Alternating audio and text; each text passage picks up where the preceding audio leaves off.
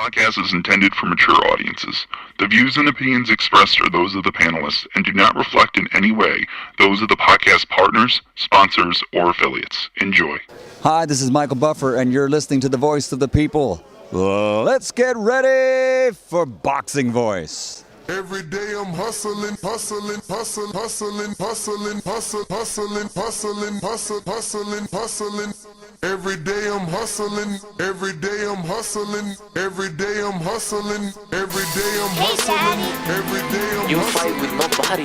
This a dollar beat. This a dollar beat. BoxingVoice.com. You won the belt with nobody. And you're listening to the Voice of the People. Let's get ready for You Boxing never gonna win the Voice. fight, man. You're a horrible fighter. BoxingVoice.com. Payday. You want payday. I know that.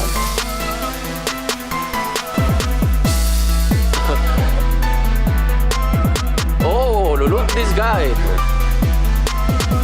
There's a plan to go for the belt, and I'm coming, man.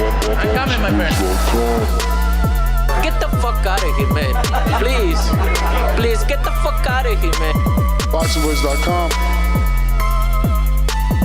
Because I'm gonna fuck you out right now, motherfucker. BoxingVoice.com. Good morning, TBV. What's going on, ladies and gentlemen? Welcome back to another edition of the Boxing Voice Radio Special Edition, a Thanksgiving special. And boy, am I thankful for this fourth quarter. And I just had to say that. I just had to let the boxing gods know that I am grateful for the schedule they've been able to produce for us for this last quarter. And as this is a special, we'll have Sandor Martin, the upset king, live on a show in about 30 minutes. And if you want to ask him a question, don't forget, you can just go ahead and click the link right there. It's pinned in our live chat. It says, ask Sandor Martin a question, Patreon only. So click that link. It'll take you to Patreon. And from there, you get to ask the man anything you want. And yeah, we're here to talk boxing. No particular topic. You know, I figured this is a perfect time to just talk about whatever the callers want to talk about, you know. So you call in, you voice your opinion, you let us know, and yeah, we'll talk your topic, man. It's pretty much open. We could talk Lopez, Cambosos. We can talk a bunch of news. You know, we can talk the Demetrius Andrade versus Jamal Charlo petition that Eddie Hearn, again, get yourself a promoter that loves you like Eddie. Eddie Hearn of Matchroom Sports put in a petition to Mauricio Suleiman and to Paco Valasel or something like that, requesting that both presidents of each sanctioning body mandate that both their champions fight each other. And it's something that's happened in the past, and you know, they're willing to do it. If they're willing to do it again, is totally different. You know, if they were willing to do it again, that's totally different. But they have done it. You know, for Lomachenko, for many people, you know. So let's see if they do it this time around and mandate a fight that's really needed in the 160-pound division. If Charlo and Andre could fight, it would definitely address a lot of questions that we have in that division. It would put away, it would squash an old beef that's been lingering in boxing, and these men haven't been able to fight. So I think it would be a perfect, way to get that division jump-started again. Because obviously, Gennady is there, and he's quite established, but he's on the way out.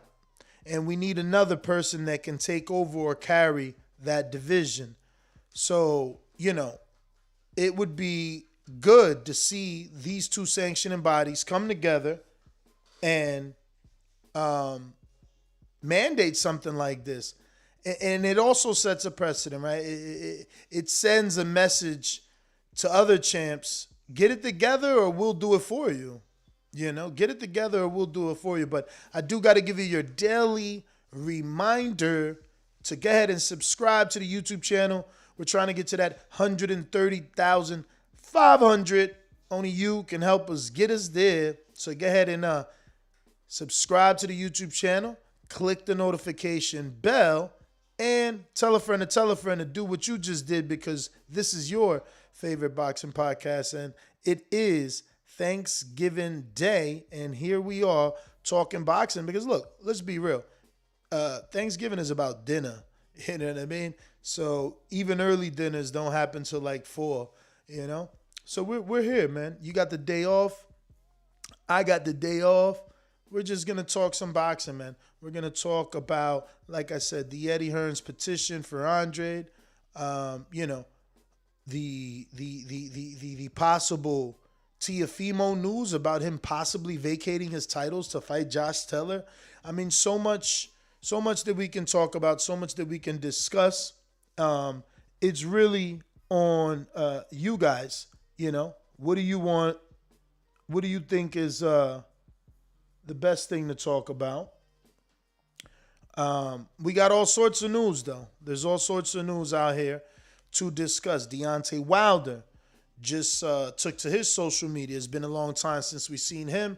And his picture that he posted is one with a cast, on his right arm, right? So, that's something that we can talk about. Tevin Farmer, very, very busy, looks to be training in camp and posting many messages and pictures, insinuating that he's going to be fighting Mickey Bay in 2022.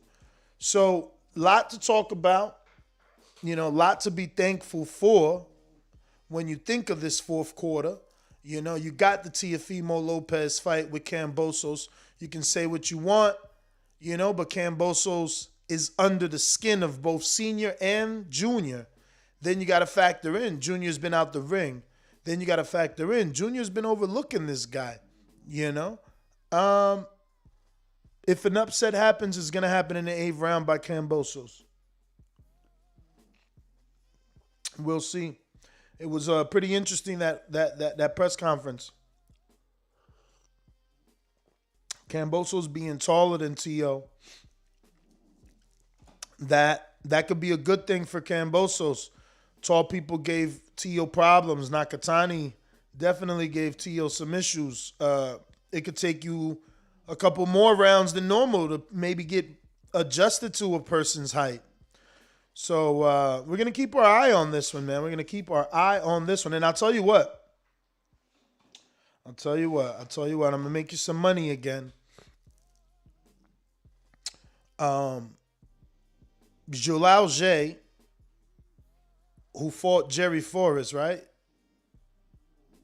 And Jerry got dropped 3 times, but came back to fight a draw. He's back. Now, he's been training hard. He's been training very hard, but no one knows if that means he's going to do any better than what he done. And no one knows if that means he can get a stoppage.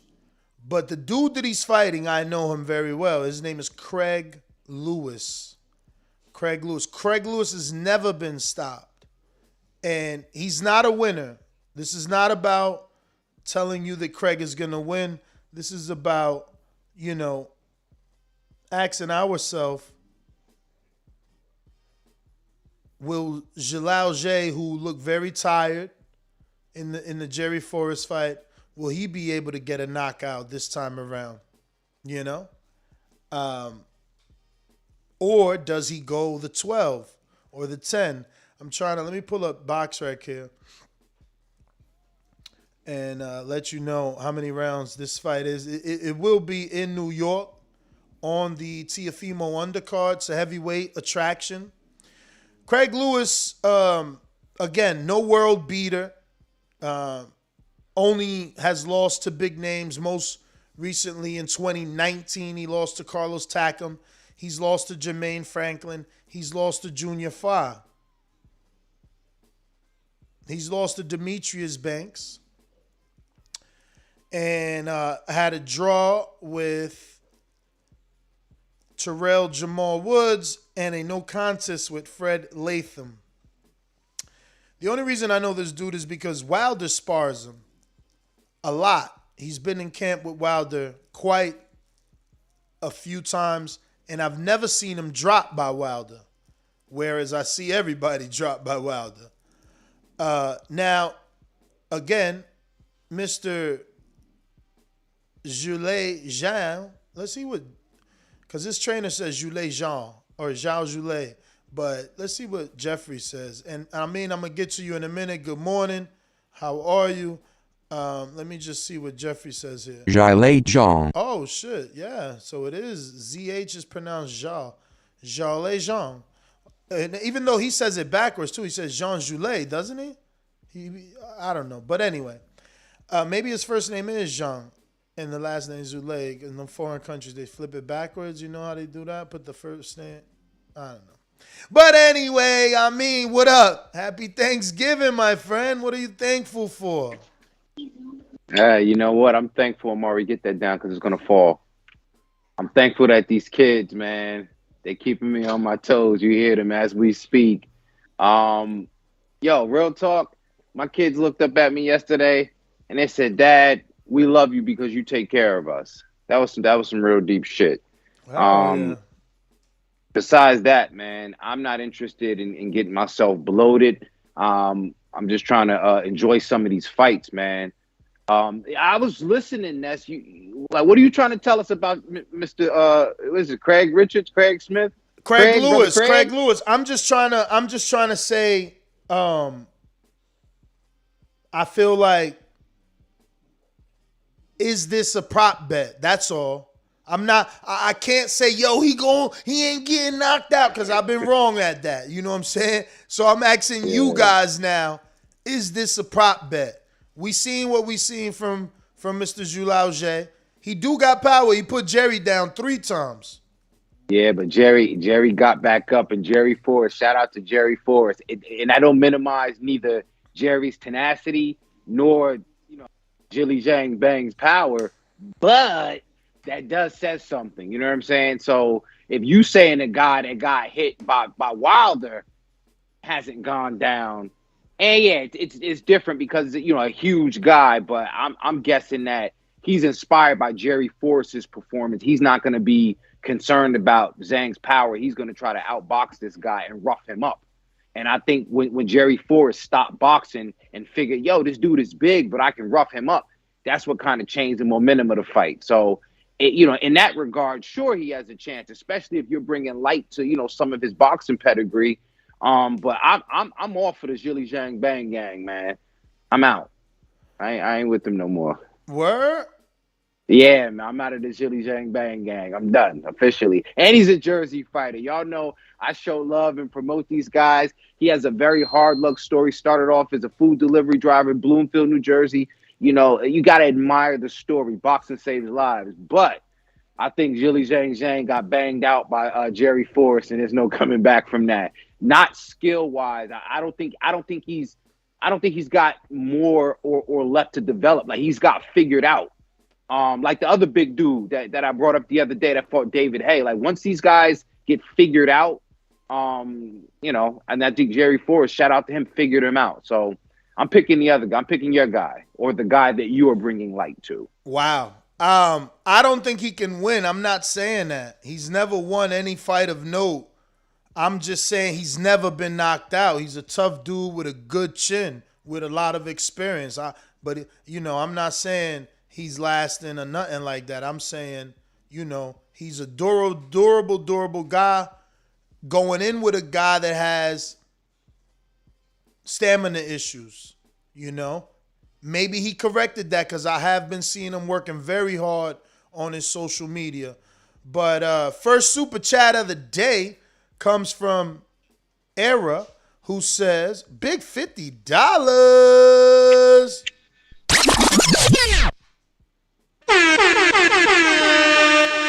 Shout out to Era, bruh. I know my body. Yeah, I know Shakur body. Shakur know my body. You know my body, champ. I need 50 for to get that Thanksgiving weed right.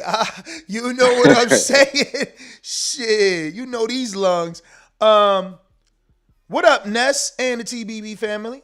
Happy holidays. What does the Taylor versus Lopez talks do to the verbal agreement between Haney and Lopez for that to be next fight?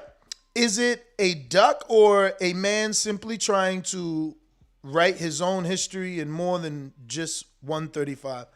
I mean, in the immediate, it's going to be a duck, but nobody will remember 3 years from now because 3 or 4 years from now, he will fight Haney. Haney will also move up, you know, and if he beats Taylor, I promise you, a fight from now, they won't remember that he ducked Haney because he beat Taylor, who's, I will never speak about Taylor any longer without talking about how big he is now that I seen him next to Crawford. Like, I seen what he did to Regis, but I'm like, God damn, how you that much bigger than Crawford and you a 140 pounder? So, you beat Taylor. I respect you.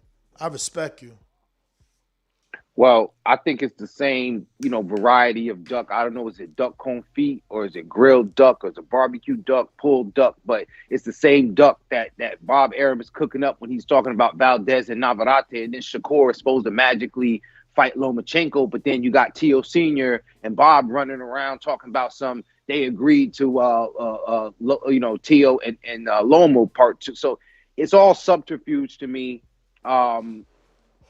The fights that we want to happen, I don't know how close to happen. I would hope that, because of all again, two fighters wasn't even fighting that night and found their way to create excitement and a soundbite for a fight between them moving forward, right? So I'm hoping that keeps them both accountable and that's the way it gets made. But that other garbage, man, I'm not even paying attention to it unless or until. Nah, I hear you, man. I hear you, bro. But I titled it, I'm thankful for this fourth quarter. It's Thanksgiving. I'm obviously thankful for many more things in my life. But when it comes to boxing, I feel very thankful for this fourth quarter. I can't recall a quarter like this, let alone a year this strong. It makes me go back all the way to 2012. But yeah, man, I mean, do you feel like this fourth quarter has left something out? Like maybe I'm overdoing it by being thankful and they should have got XYZ fight done. Nah, man, because the only other people we were waiting to see in action was, Earl, but, we understood why that didn't happen. Still waiting for Thurman, you know what I'm saying? Because we're always looking to see, progress or advancement or who's, dropping in the welterweight division. But the heavyweight division, as far as, dominance, I think that's been sorted out. Questions around Canelo, I mentioned he gave us 4 fights a year, plus he fought somebody that we didn't think he wanted to or whatever you want to put. Some people said, he gave us a good fight, right? The welterweight division, again, in absence of Spence, we got Porter Crawford, more sorting out. Shakur, you know what I'm saying? He didn't get the fight with either Valdez or Navarrete, but I think he got positioned properly. A lot of things got sorted out as far as I'm concerned, So I really can't complain at what we got. Not at all. How do you think Shakur's feeling, right? Because he's like, yo, give me Valdez. And then he doesn't hear nothing. And then all he sees on social media is Valdez Navarrete and Shakur Burchell. Then he's like, nah, Bob better not do that because he'll be protecting Valdez. So Bob throws him a bone in the media. Oh, yeah, I want to make Teofimo. Know what I'm saying? Now he's running around here getting interviewed, and he's like, yeah, you heard Bob. This is Shakur words. You heard Bob. I'm going to fight Teofimo. And now he hears Teofimo say, I'm vacating the belts. You know, now Shakur got to move up 2 divisions to fight Teofimo. Like, Shakur better wake up. He better wake up before he become the new Terrence Crawford, man. And that's the answer to your question. That's brilliant. You said, what was he? What is he thinking? What is he like? He sound like Terrence Crawford. He sound like the guys before him over there that realized and say, "Yo, this shit ain't right." Yo, like, what is he doing? Like, I mean, I know we do this every day. We watch every fight. But, like, what is it that Amir Mason didn't see? Or Abdul Mason and Tiger Johnson and Jared Hurd and, Jared Anderson. Like, what are these dudes doing? Honestly, I feel you. Jared Anderson is getting a little bit of push. You know what I'm saying? He's getting a little bit of favor. But how long is that going to last? You know what I'm saying? I don't know what's going on, man. I mean, Tiger Johnson was like the opening bout on the opening prelim bouts. Yeah, you had to look for that one. Bruh, and he's a decent little welterweight. They're probably going to move down to 47 by the time he get a title. 216. He another Ohio cat, man, And, listen, I don't know, man. Maybe it's just that the idea of opportunity, man. It's like, yo, if how can you turn down, it's essentially ESPN in Top Rank. It's a package deal. So, yeah. So, you know what? You're right. Because as a prospect, you might not get the big fights you need, but you're going to get some exposure. You know what I'm saying? Being on that Top Rank. And if you get the right knockouts, you can end up on a Sports Center, maybe. I get what you're saying. So it's, you take that and you run with it for as far as you can. I think the biggest issue that we find, man, and again, we don't want to sound like we are ungrateful. I know them brothers is thankful for that opportunity, right? But you look at it and say, when these fighters go into their second contract, when they go into renegotiations, is when you start to scratch your head and say, you must see something that I don't see. That's really the thing right there for me. I think that second contract just comes from like you've been getting that Top Rank diet, and then they offering to re-sign you, so you like you taking care of me. It's when you already have established financial freedom, and now you want to work on legacy, and you start seeing it's hard to do that. That's when things get weird.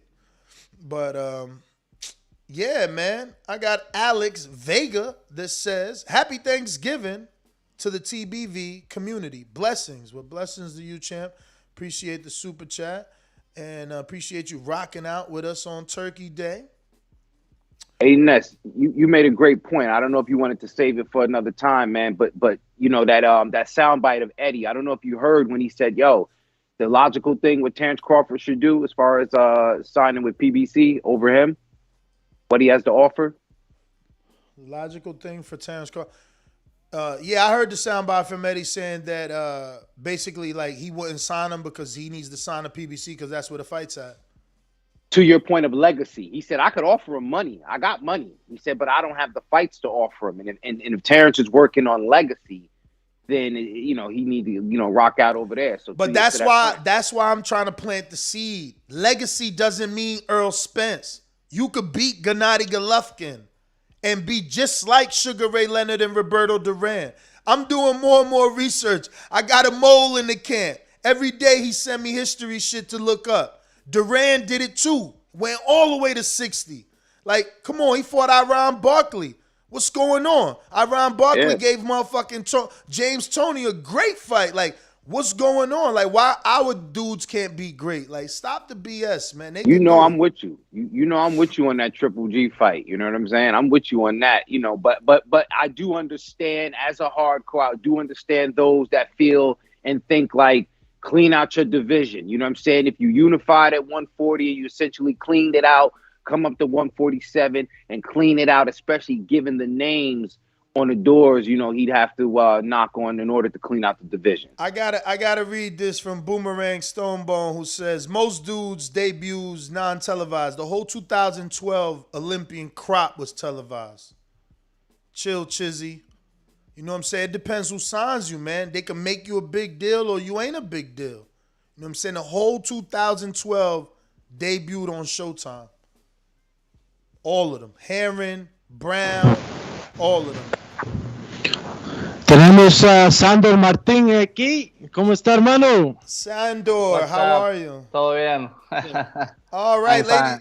ladies and gentlemen, we are joined by Sandor Martin, the guy to upset Mikey Garcia and become famous, man. I mean, do me, first and foremost, just tell him we really appreciate him taking out the time to come on the program and talk a little boxing with us all the way from España, right? So tell him that we appreciate him. Sandor, primeramente queremos dar muchas gracias aquí por compartir con nosotros en el programa. Tuviste una pelea muy, muy linda, boxeo limpio, y te damos las gracias aquí por venir al show. Y bueno, está Néstor, está Amin, y estoy yo, Alex, como el translador. Pero antes que empecemos, te oí hablar un poco de inglés antes que yo te hablara, ¿sabes? Sí. Un poco, sí, un poco. Me puedo defender, lo que pasa es que no para hablar fluido, no para hablar 100% como una entrevista, pero un poco sí que me defiendo. Es un proceso, I try to learn English to speak to every word. Oh, not bad. To the boxing fans. I just asked Sandor Martin if he spoke a little English because I kind of seen him almost kind of jump in with some English, and he says that he doesn't speak enough, he says, just yet to defend himself in a full-fledged conversation, but he knows a little bit. Yo le acabo de compartir al público lo que acabas de decir. Para nosotros es un placer. Nestor? Yeah, man. I mean, I guess the first thing is there any way that he can tell us what was the difference between him saying he's going to beat Mikey and every other underdog, Plant saying he's going to beat Canelo, Porter saying he's going to beat Crawford? Like, what is the difference? What was the difference in him and every other underdog in the world? Like, how was he so sure? Because we've seen people act sure, but not get the job done. Que pregunta de Néstor, te dice, ¿qué era diferente ese día en ti o de ti? ¿Qué era diferente? Porque aquí hemos oído muchas veces de el underdog diciendo, bueno, yo voy a ganar, yo le voy a ganar a él, yo voy a ganar.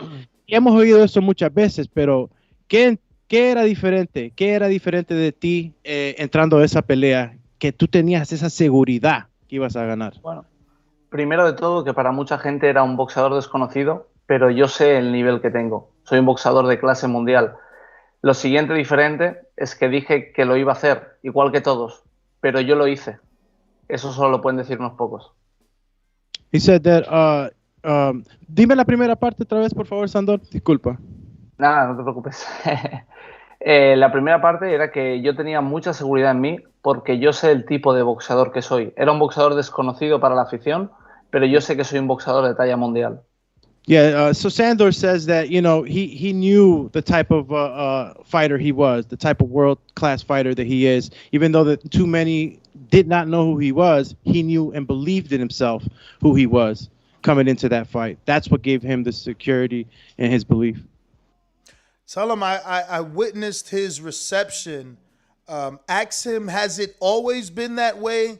Or did that many people show up to receive him when he got back to Spain due to, obviously the magnitude of the Mikey win? Or did he always have such a big fan base? Because it looked crazy out there.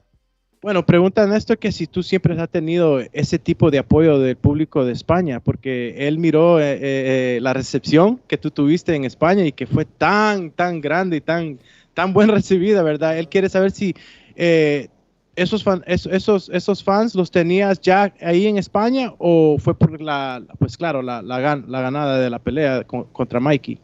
No, siempre tuve una gran fanaticada. Lo que pasa es que quizá en este último año y medio mi crecimiento a nivel social ha sido muy, muy grande. Junto con la victoria de Mikey García, pues se ha visto reflejado. Pero por suerte siempre he tenido a la afición de mi lado y eso es algo que agradezco. Estoy ayudando a levantar el deporte del boxeo aquí en España y eso es algo muy importante para mí. No quiero llegar solo a España, sino que el mundo entero me conozca. He says that he's always had a good fan base in Spain, and he's very thankful for that. But that, along with the victory against Mikey Garcia, it has had an effect. And, he'll continue to just put, the Spain boxing forth. He wants to, put it on the map, not just in Spain, but all over the world. Tell him, speaking of Mikey, has he heard if Mikey wants the rematch, or does he think he'll do like Abner Mares and walk away from that challenge? Pregunta de Néstor, dice que si usted ha oído de Mikey García, tal vez si quiere la revancha, o va a ser usted como hizo Abner Mares y, irse por el otro lado, como dicen.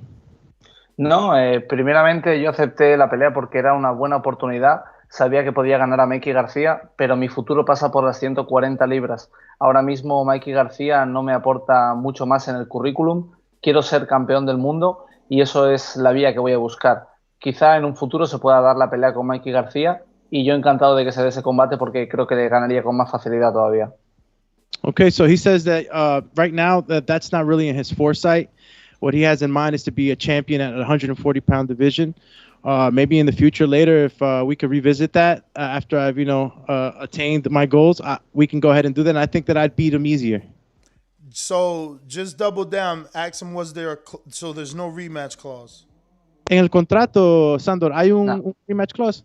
No había cláusula de revancha. Y, again, to double down, they haven't reached out to even feel out if he would be interested. Y preguntica, dice Néstor, si aún así todavía no han tratado de tal vez darle una llamada o tratar de hablar con usted para ver si ellos quieren pelear con usted otra vez con la revancha.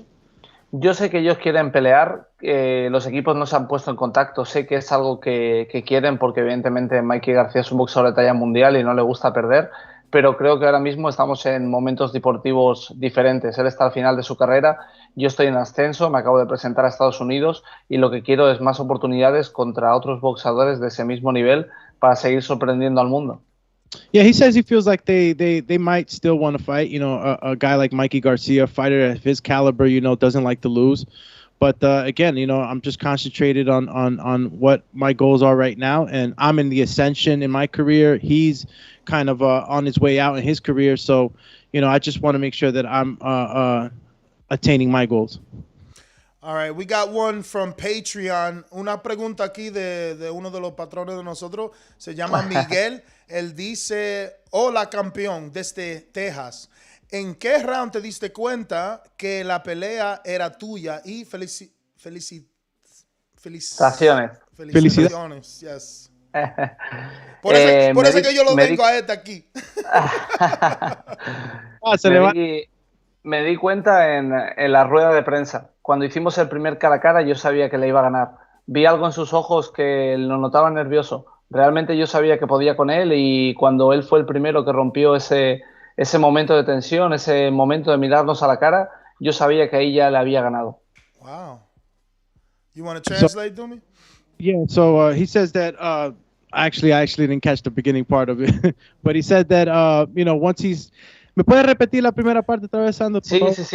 Que cuando yo sentí que podía ganar a Mikey García realmente fue en la rueda de prensa. Cuando hicimos el primer face to face, ahí fue cuando realmente le miré a los ojos y sabía que le podía ganar. En sus ojos yo sabía que él no sabía el tipo de boxeador al que iba a enfrentar.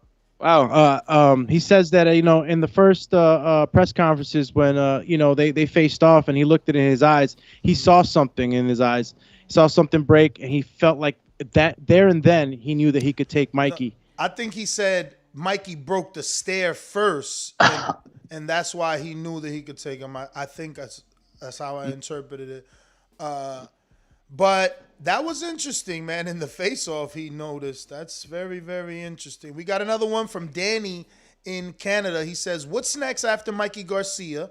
How does he intend to make the big money after the big upset? ¿Qué tiene usted para sus metas después de esta pelea con Mikey García? Y what was the last part, Ness? ¿Cómo tú entiendes buscar la pelea grande después de este triunfo tan grande? Bueno, los siguientes planes es esperar a que pelee Josh Taylor, es el campeón unificado, y ver qué pasa con la situación de los cinturones en las 140 libras. Me da igual si tengo que pelear con Josh Taylor o con alguno de los mejores de las 140 porque quiero la oportunidad del título mundial.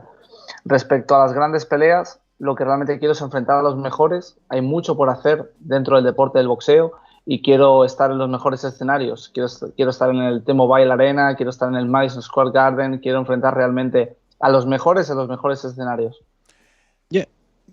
Yeah, he says that he'd fight guys like Josh Taylor's. He has all the titles, big fights. He's interested in, and that's where his focus is in right now.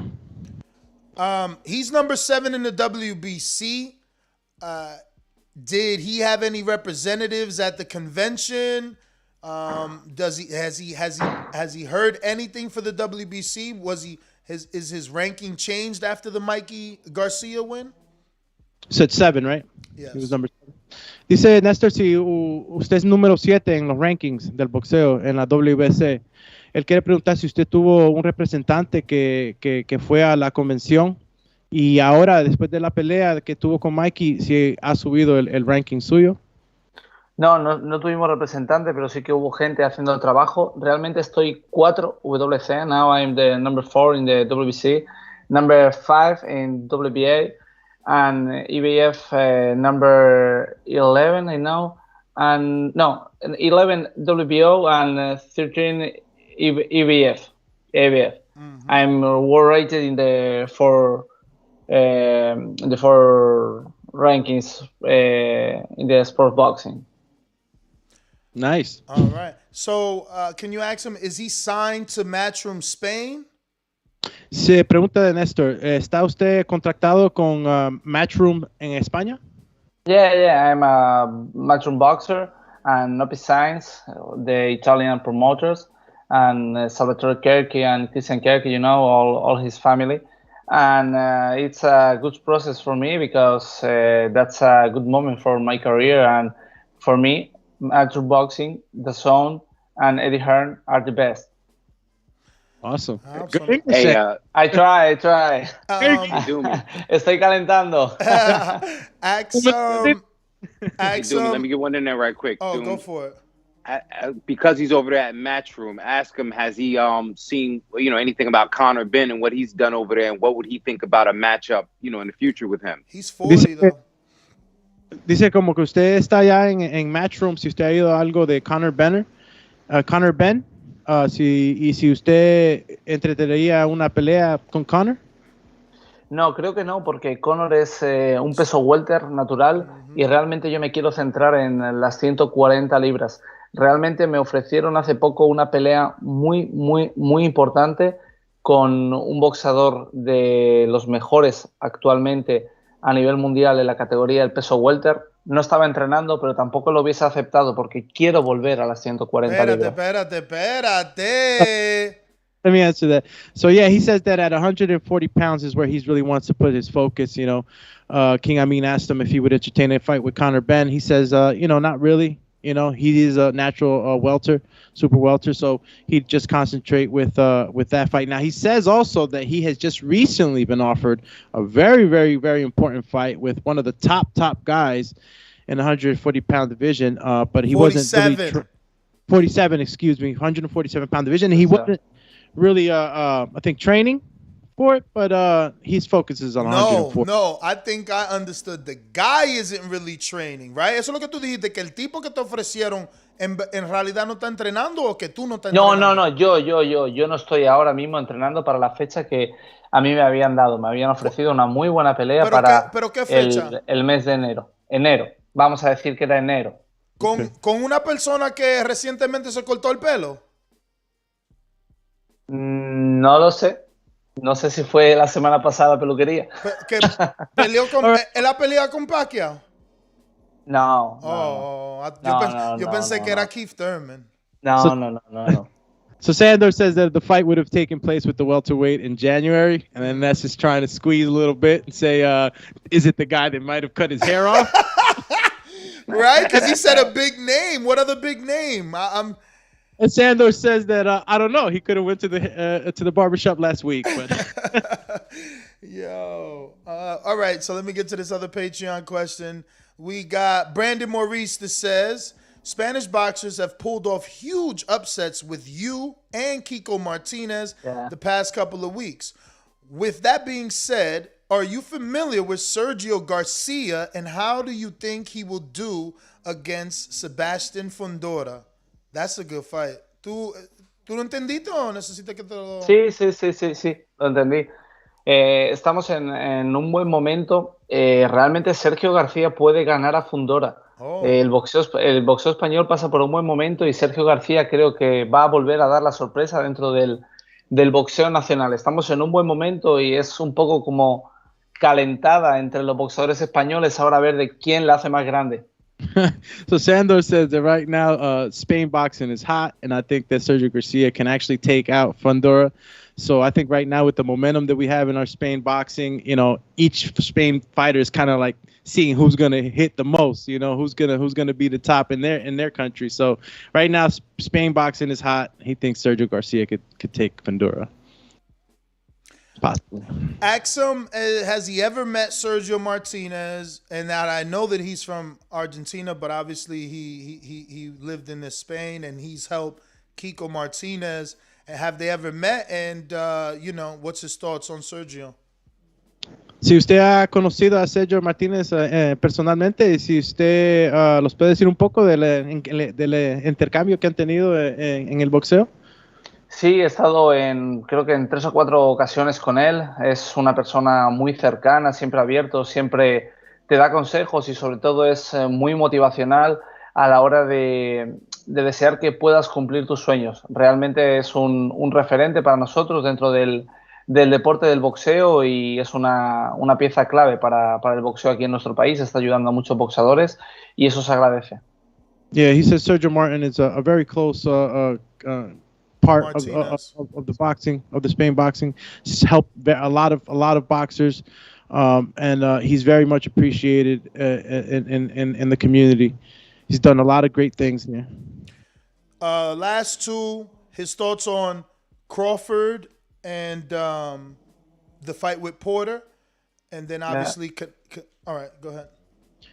Pregunta de Néstor de que cómo usted si vio la pelea de Terence Crawford contra Sean Porter y qué usted tiene que decir para el público de la pelea, cómo la vio.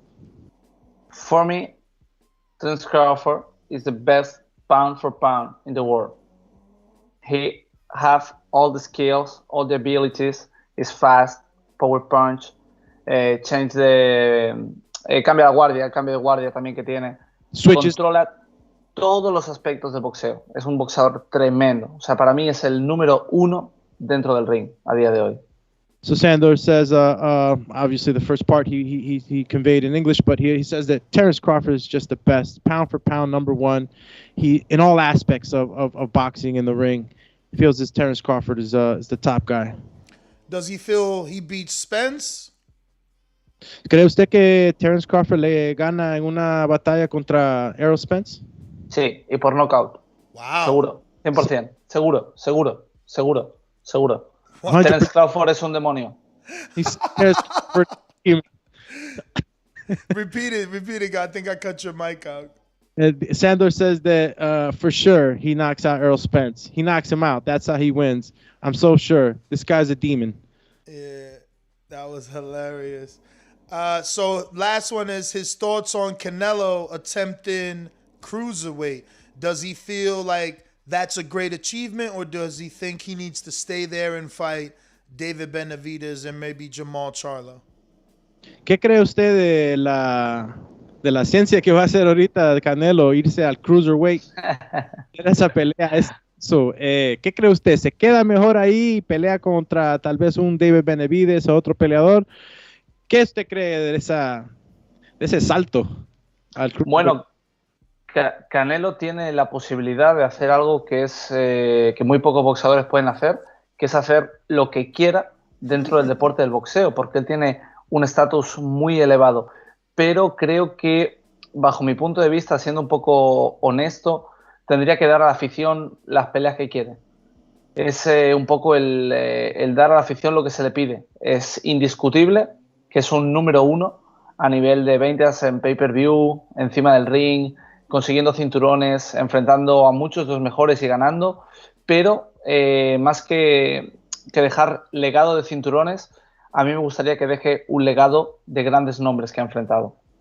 Okay, he feels like Canelo is he's done great things in the sport. He's attained the level that where he can do anything he wants, and he's done that. He's fought guys, beat them, and I think that he's made a legend out of these goals. But I would also like for him to also leave a legacy of names of real top guys that he's fought. Ask him, that since he ain't taking that welterweight fight, can't he just tell us the name? Néstor pregunta otra vez si, bueno, que no va a tomar la pelea de welter, si tal vez le puede decir a él la persona o si, Sí, porque ya que no la va a coger, no puede, no me quiero comprometer. No me quiero comprometer porque todo el mundo está escuchando The Boxing Boys y realmente uno no sabe cuándo le van a volver a llegar ofertas ni quién estuvo por en medio en las negociaciones, entonces prefiero no decirlo, pero realmente era una pelea importante. Si yo hubiese sido peso welter natural, la hubiese cogido, pero mi categoría son las 140. Que vengan los mejores en las 140 y lo vamos a enfrentar. So Ness squeezes the orange again, trying to get more juice out of it. And asked Sandor if he could, tell him the name. But Sandor says that, he just doesn't want to say it just because you just never know when they're going to offer something else. And, you never know who's in between the business. So, for the sake of future business, I'd rather not say, but it was going to be an important fight that if I was a true welterweight, I would have taken that fight. But because I know where I am, I'm a 140-pounder, and that's where my goals are right now, I didn't take it. But it was going to be a good fight. Wow. Well, tell him we thank him for his time, and we look forward to getting him back on the minute he has anything scheduled. And I know I said that was my last, but ask him his thoughts on the newly signed 140-pound Montana Love. He just signed over there. Yeah. ¿Qué cree usted del nuevo firmado, el nuevo peleador, Montana Love? Está firmado por Matchroom Boxing. Realmente se presentó en la pelea de Fresno. Fue allá cuando hicieron la presentación oficial. Y es un tremendo boxeador. El KO que le hizo a Baranchi, que es increíble. Creo que es un gran boxeador y ojalá nos podamos enfrentar en un futuro para dar un gran combate a la afición. Yo estaría encantado, ¿por qué no? He says that, he's a good fighter. The presentation for him, I guess, signing with Matchroom was over there in a fight in Fresno. Feels like he's a great fighter. He says that he would love to get in the ring with him one time or sometime in the future and put on a great show for the fans. Well, tell him thank you, man, because we're going to keep him here all day. We appreciate his time. Dice Néstor que muchas gracias por compartir con nosotros, que si no se queda aquí con nosotros todo el día. Hablar con usted, campeón, y a la vuelta, cualquier tiempo que usted tenga una pelea o algo que usted quiera tal vez prometer aquí con nosotros, hacer una promoción, usted tiene la puerta abierta con nosotros. Otra vez es amigo del show y le damos las gracias, hermano, por estar con nosotros esta mañana. Okay, no, welcome. Thanks for this interview.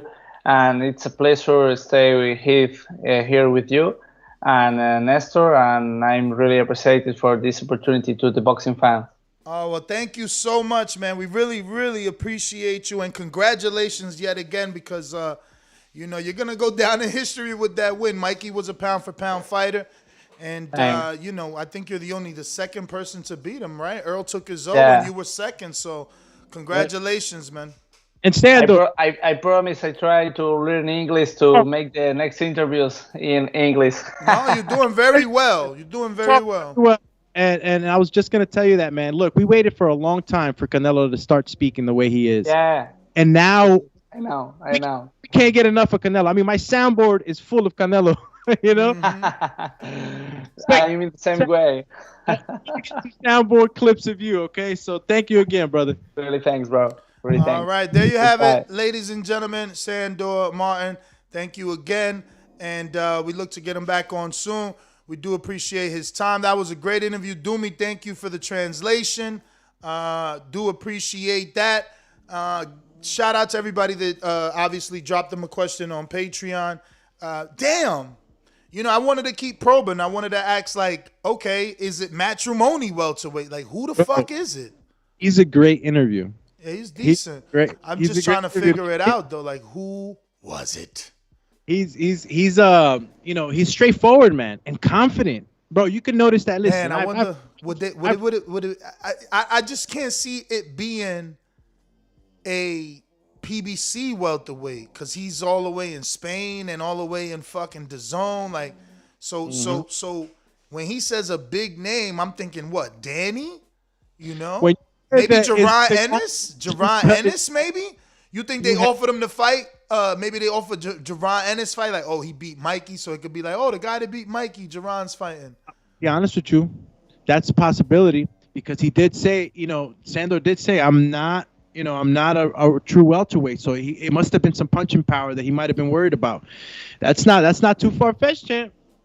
Crazy. We got some super chatties coming from Alex Vega. We did. Rodney Blake says, Hearn says he's not going after Crawford because of pay-per-view sales. I don't know that he said that because I watched the interview. He specifically said he's not really interested in Crawford because, you know, the fights Crawford wants are on the PBC side, and, you know, he really can't get those for him, you know. But he did say, like, he could give him money.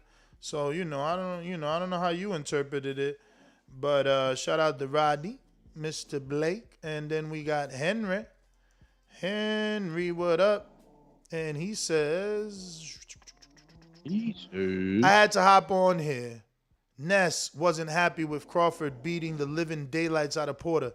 Check it, yo. Spence will be next. Watch. I was happy. What are you talking about? He must be talking about like the immediate reaction show where immediately when I didn't know what the hell was going on, you know, when that towel came in from nowhere, it's like, whoa, you know how you react.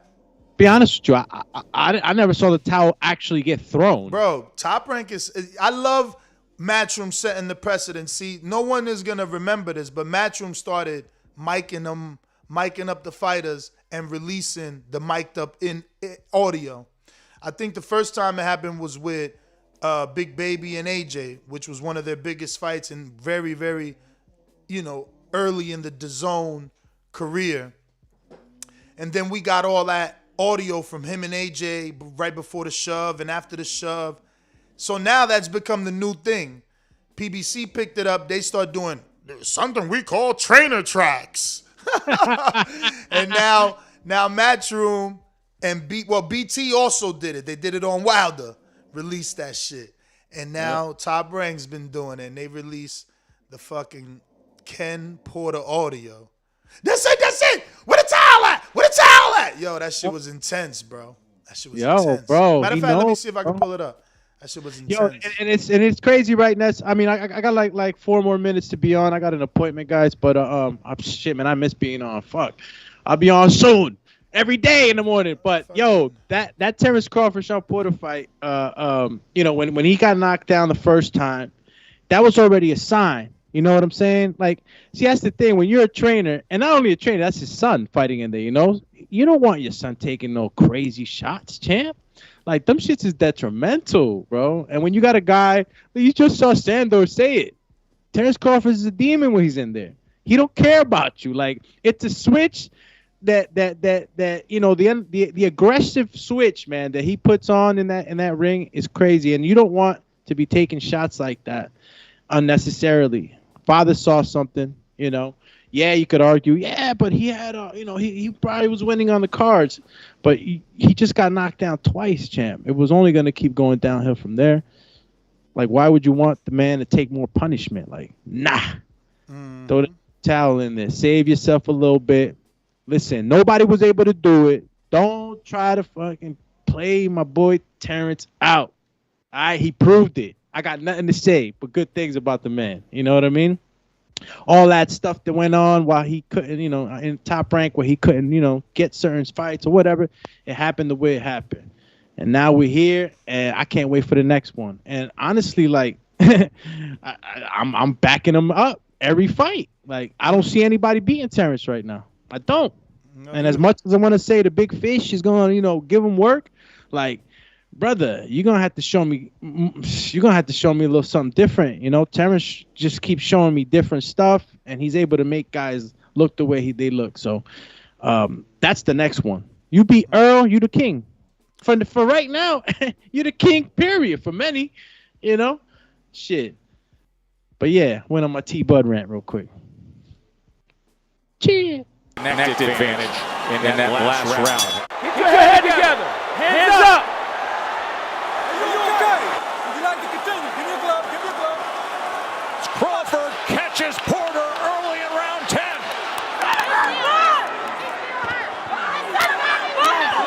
And another combination. Beautiful work by Crawford. No.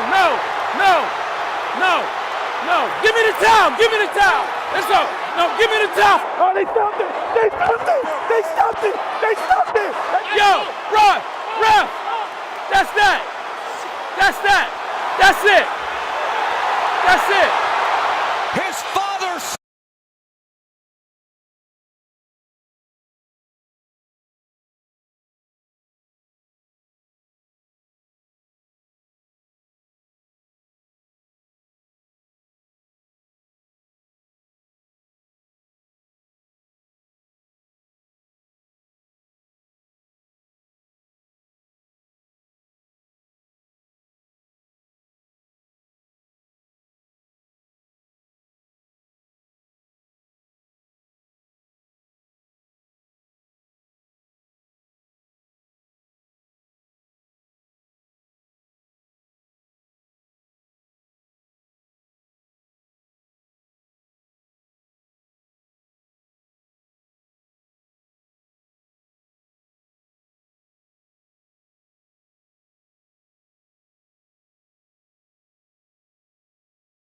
Give me a mic, man.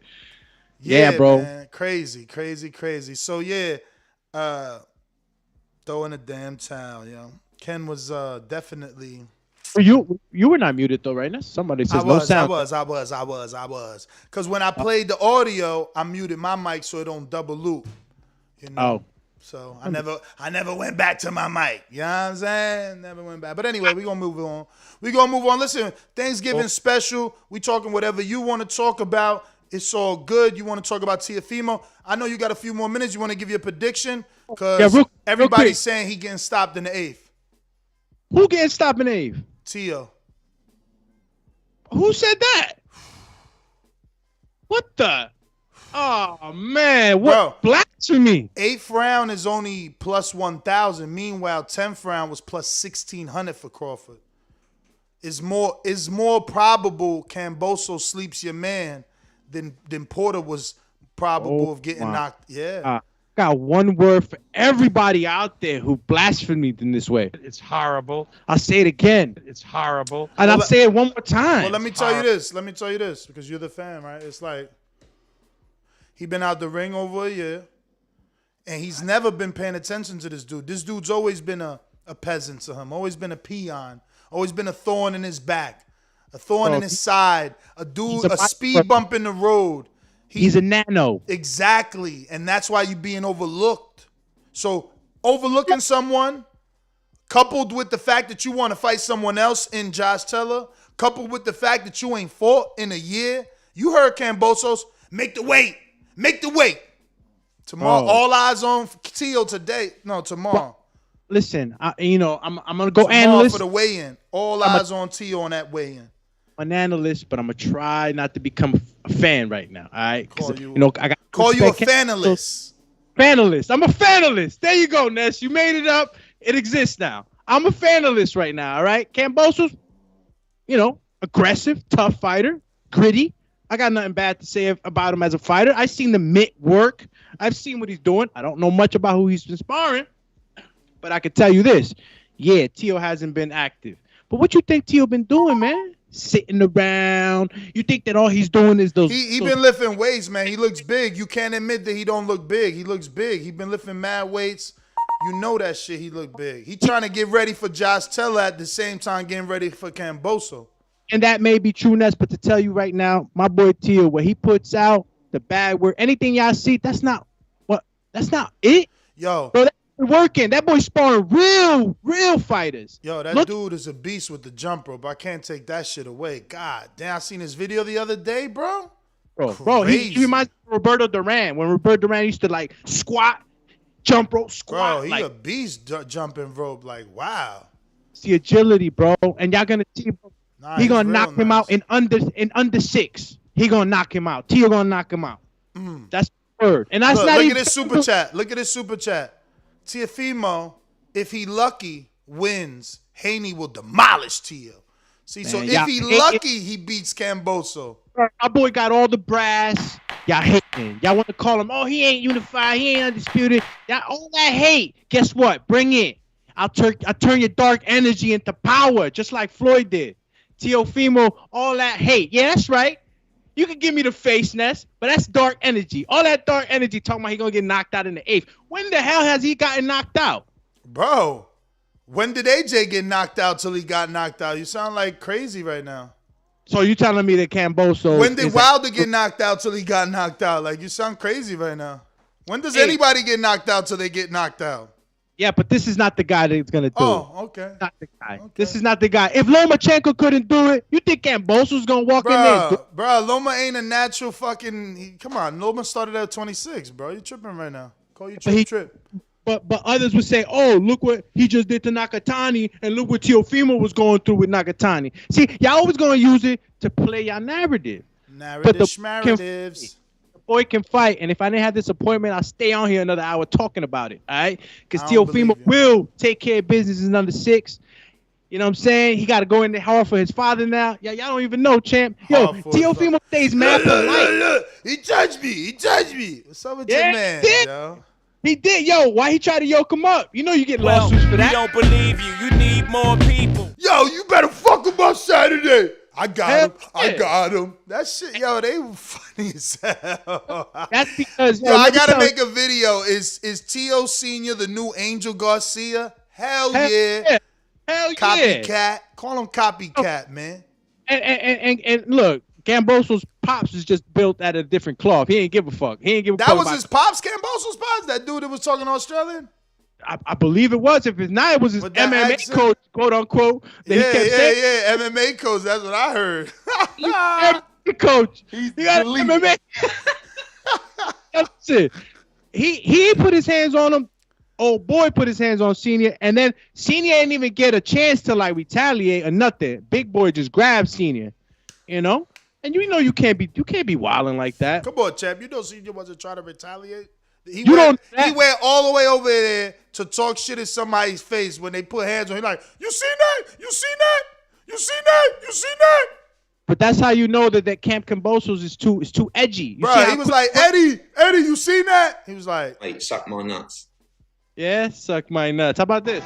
Go away. Go back to the docks where you belong. He's like, Eddie, I swear to God, you see that? I'm a sue. What a load of bollocks. It's a fucking load of bollocks. You're right. Get out of here. Yo. Hey, Eddie, Tio says he ain't fighting Haney no more. He'd rather fight Josh Taylor. What a load of bollocks. Yo, why you caping for this Cambosos?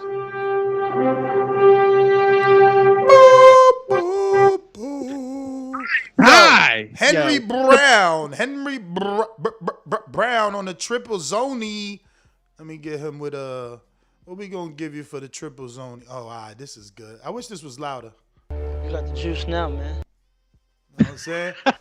You did 3, baby. You got the juice now. Know what I'm saying? And he says Canelo versus Andre. That's to be made. That needs to be made. Excuse me. Canelo versus Andre. That needs to be made. That ain't happening, man. Why? Dre chilling. Dre ain't coming back. Nah, he petitioned. No.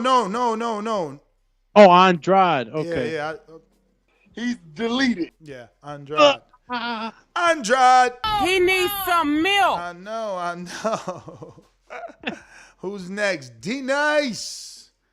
D-Nice says, great interview. Happy Thanksgiving. Just copped the Border Wars 13 ticket.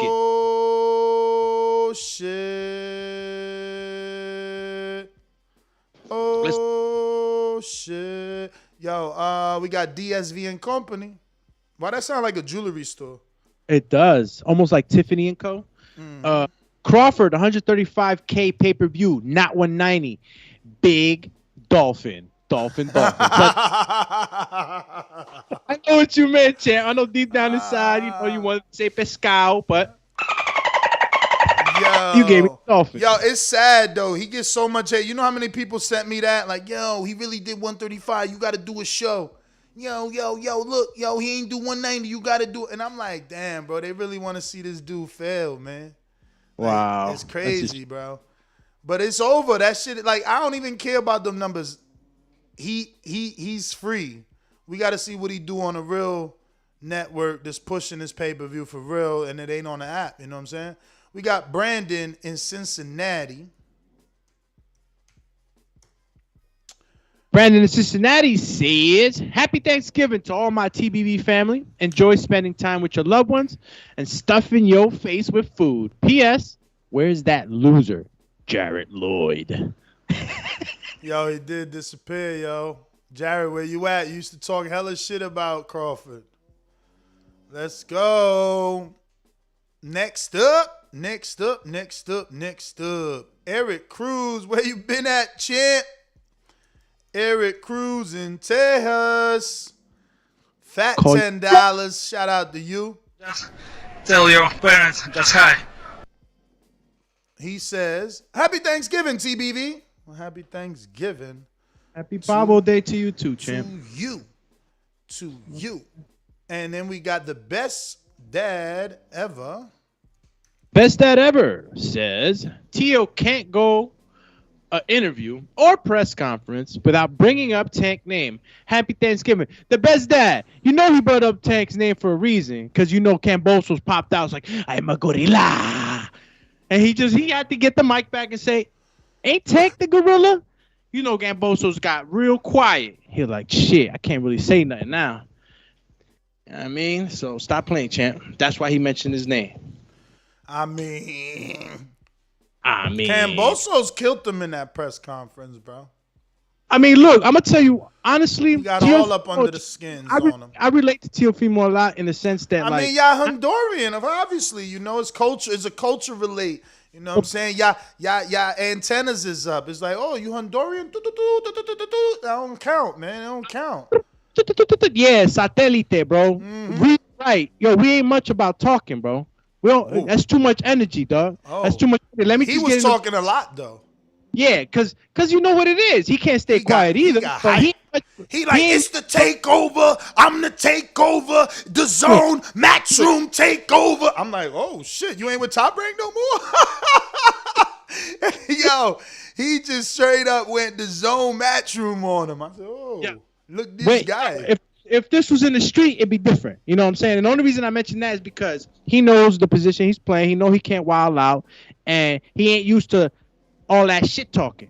Let's get it. You know what I'm saying? It's all good though, because when the fight time come, y'all gonna see all that A. Yo, what if he don't knock him out though? Ain't his father putting unnecessary pressure? Cause he's like, wait till Saturday. You gonna wake up in the hospital, but bad. And it's like, yo, you putting all this pressure on your son to do something that, you know, like, can he do it? That's not even pressure. Oh yeah.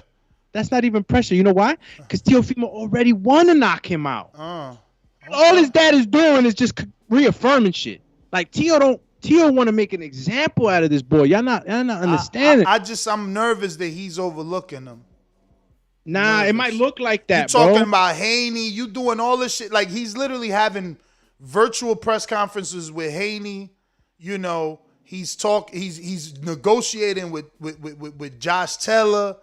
You know, I mean, I don't know. He's got a lot on his plate. It looks like he's thinking about a lot of shit. Bro, we been here before. We ain't getting all flustered, man. We been here before. We taking the big chances, bro. Y'all ain't getting flustered. We ain't getting frustrated, bro. And I'm not being a fanalist right now, bro. I'm keeping it 100. Don't forget who dared to be great. It was Tio, bro. Y'all can talk about it now, some of y'all, about the Lomachenko fight, but y'all forget who it is, bro. Y'all forgot about the backflips. My boy took a break. What the hell? He's been fighting all his life, and he's still been sparring. Wait till y'all. Oh, Google it. All y'all out there talking about he just been kicking his feet up. Google it. Google who he been sparring, who he been in the ring with. in that recess? Y'all don't know. Y'all don't know because y'all don't know. You know what I'm saying? But the boy been working. He in shape. Yeah, he might be getting a little big. All right, but that's for the future. You know, you got to maintain muscle in order to burn. If you start losing muscle, you know, your body starts accumulating other things. So, you know, you got to keep that in there. Man, I can't wait, bro. Cannot wait. James Payne in the building. Cheer. Yo, guys, fellas, man, I love y'all. TBV fam, I love y'all. Put your money in the house on Teofimo, man. Don't listen to nobody. Dumachan got to get deactivated. He got an appointment, man. Bless y'all. Bless y'all health. Bless y'all lives. Bless y'all families.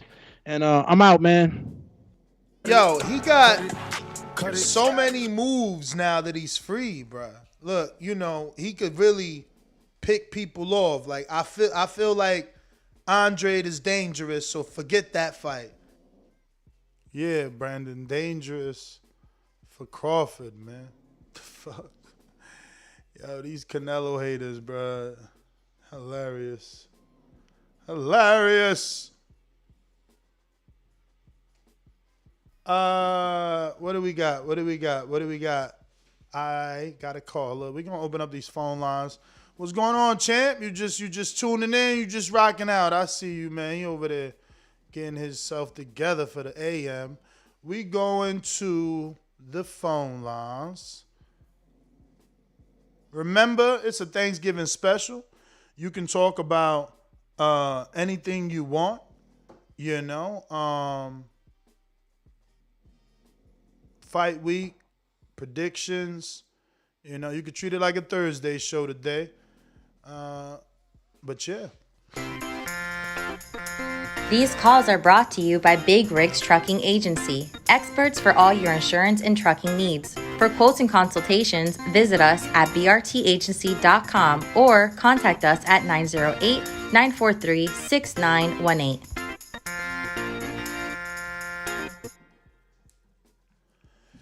Yes. We got my Jimbe on the line, Boomerangs, Masterminds, the pounds and the pounds. Who's up first? Looking like my Jimbe with the boomerang. What's going on, brother? Good morning, Ness. How's everything, brother? Happy Thanksgiving. Likewise. Man, I really don't got much to say. I mean, you guys bring it up. I mean, we really got to be thankful for this fourth quarter. I think 2013 had a year like this, but just not all in one quarter like we're getting right now. Yeah, man, it's been special. The only thing I would have liked to see is definitely Earl, Gary Russell. I think that's about it, man. Everybody else really got, did their thing, and they showed up. But, yeah, man, that's my call. Enjoy the rest of your day, brother. Have a good one. All right, champ. All right. Who's this in the building? Over here in the 252. Jaime. What up? What's up, Ness? Look, first and foremost, I just want to say happy Thanksgiving, man. Likewise, brother. I hope the big man upstairs keep blessing y'all with many more. Appreciate you, man. I want to say great interview this morning. Kept me entertained. Do me zoning in and out on the translations, But, yeah, man, y'all keep doing your thing, man. I enjoy the boxing talk, filling my head with knowledge every day. Enjoy your family today. Enjoy all the blessings that you have received. And I'll stay tuned with y'all, my man. That's my call. Appreciate you, man. That's the point of today, baby. Instead of taking off, we giving back. Thanking you guys, obviously, for being part of this community, for being part of this audience. I am thankful for each and every one of you. Whether you call in, you super chat, you just listening in the shadow realm. It's all good. There's no me without you. So. Let's go! I'm ready! We going out to New York City. The historian. What he done to the boxing world to be number one in the junior weight division. Corporal knows shit. Peter Bond knows shit. The master knows shit. I know everything. I know every step of time. Yo, first off, happy Thanksgiving, man. God bless you and your family. And many more, man, to come. No doubt, man. You already know I'm a Teofimo guy, and I'm gonna keep it honest with you. He does look distracted. He does. He's all over the place. However, the dude looks sharp when he's shadowboxing, when he's hitting the pads. I've seen some footage of him training. I personally feel he looked even better during the training camp in the beginning when the fight was originally almost done. You know what I'm saying? When the fight was almost in June, I think it was. But he also might be one of them people that when it comes to talking and face-to-faces and all that, he might have a little nervous energy. Once the bell rings, he zones in. He did it with Lomachenko. When him and Lomachenko had that sit-down, he looked like he was nervous all over the place while Loma was zoned in. But once the bell rang, we know what happened after that. So I'm confident Teofimo's going to get the job done. I got Teofimo knocking Cambosos out, like Doomy said, within 6 rounds. But, yeah, Cambosos is not a pushover. So after he knocks this dude out, this definitely should be considered as not a big win, like you say, because he's not a big name, but definitely a solid win. Out of all 3 of the superstar lightweights that's fighting within the next 2 weeks, T.O., Tank, and Haney, I think Haney has the most accomplished opponent, but I think Teofimo has the best opponent out of all 3 of them in the toughest one. As far as Gervonta Davis, All Access just sold me on not wanting to get that fight, bro. I was watching it. Isaac Cruz looked like he was gassed out while he was doing road work and when he was hitting the pads. This is like paying pay-per-view to watch Tank fight another Jesus Cuellar. I'm not buying this fight, bro. I'm sorry, man. I'm not. I was sold more on the Barrios fight than this one. I actually thought Barrios was a dangerous fight because he's undefeated. He's a bigger guy, but this fight right here, man, I'm not paying for it. Are you paying for it? You know I am. What else I'm going to do on a Sunday? Yeah, you know, I'm talking that shit right now. And then my Sunday comes, I might order me some Domino's pizza and might watch the fight. I'm actually trying to find a way to get tickets for the Teal fight, but the problem is I'm not vaccinated and I'm not getting vaccinated. So I got to figure. You can't go. I got to figure something out. You're going to need a card. Let me get to some other callers, though. Shout out to you. Thank you for calling in. And happy Thanksgiving. You know, enjoy the day. Enjoy the day. What we got?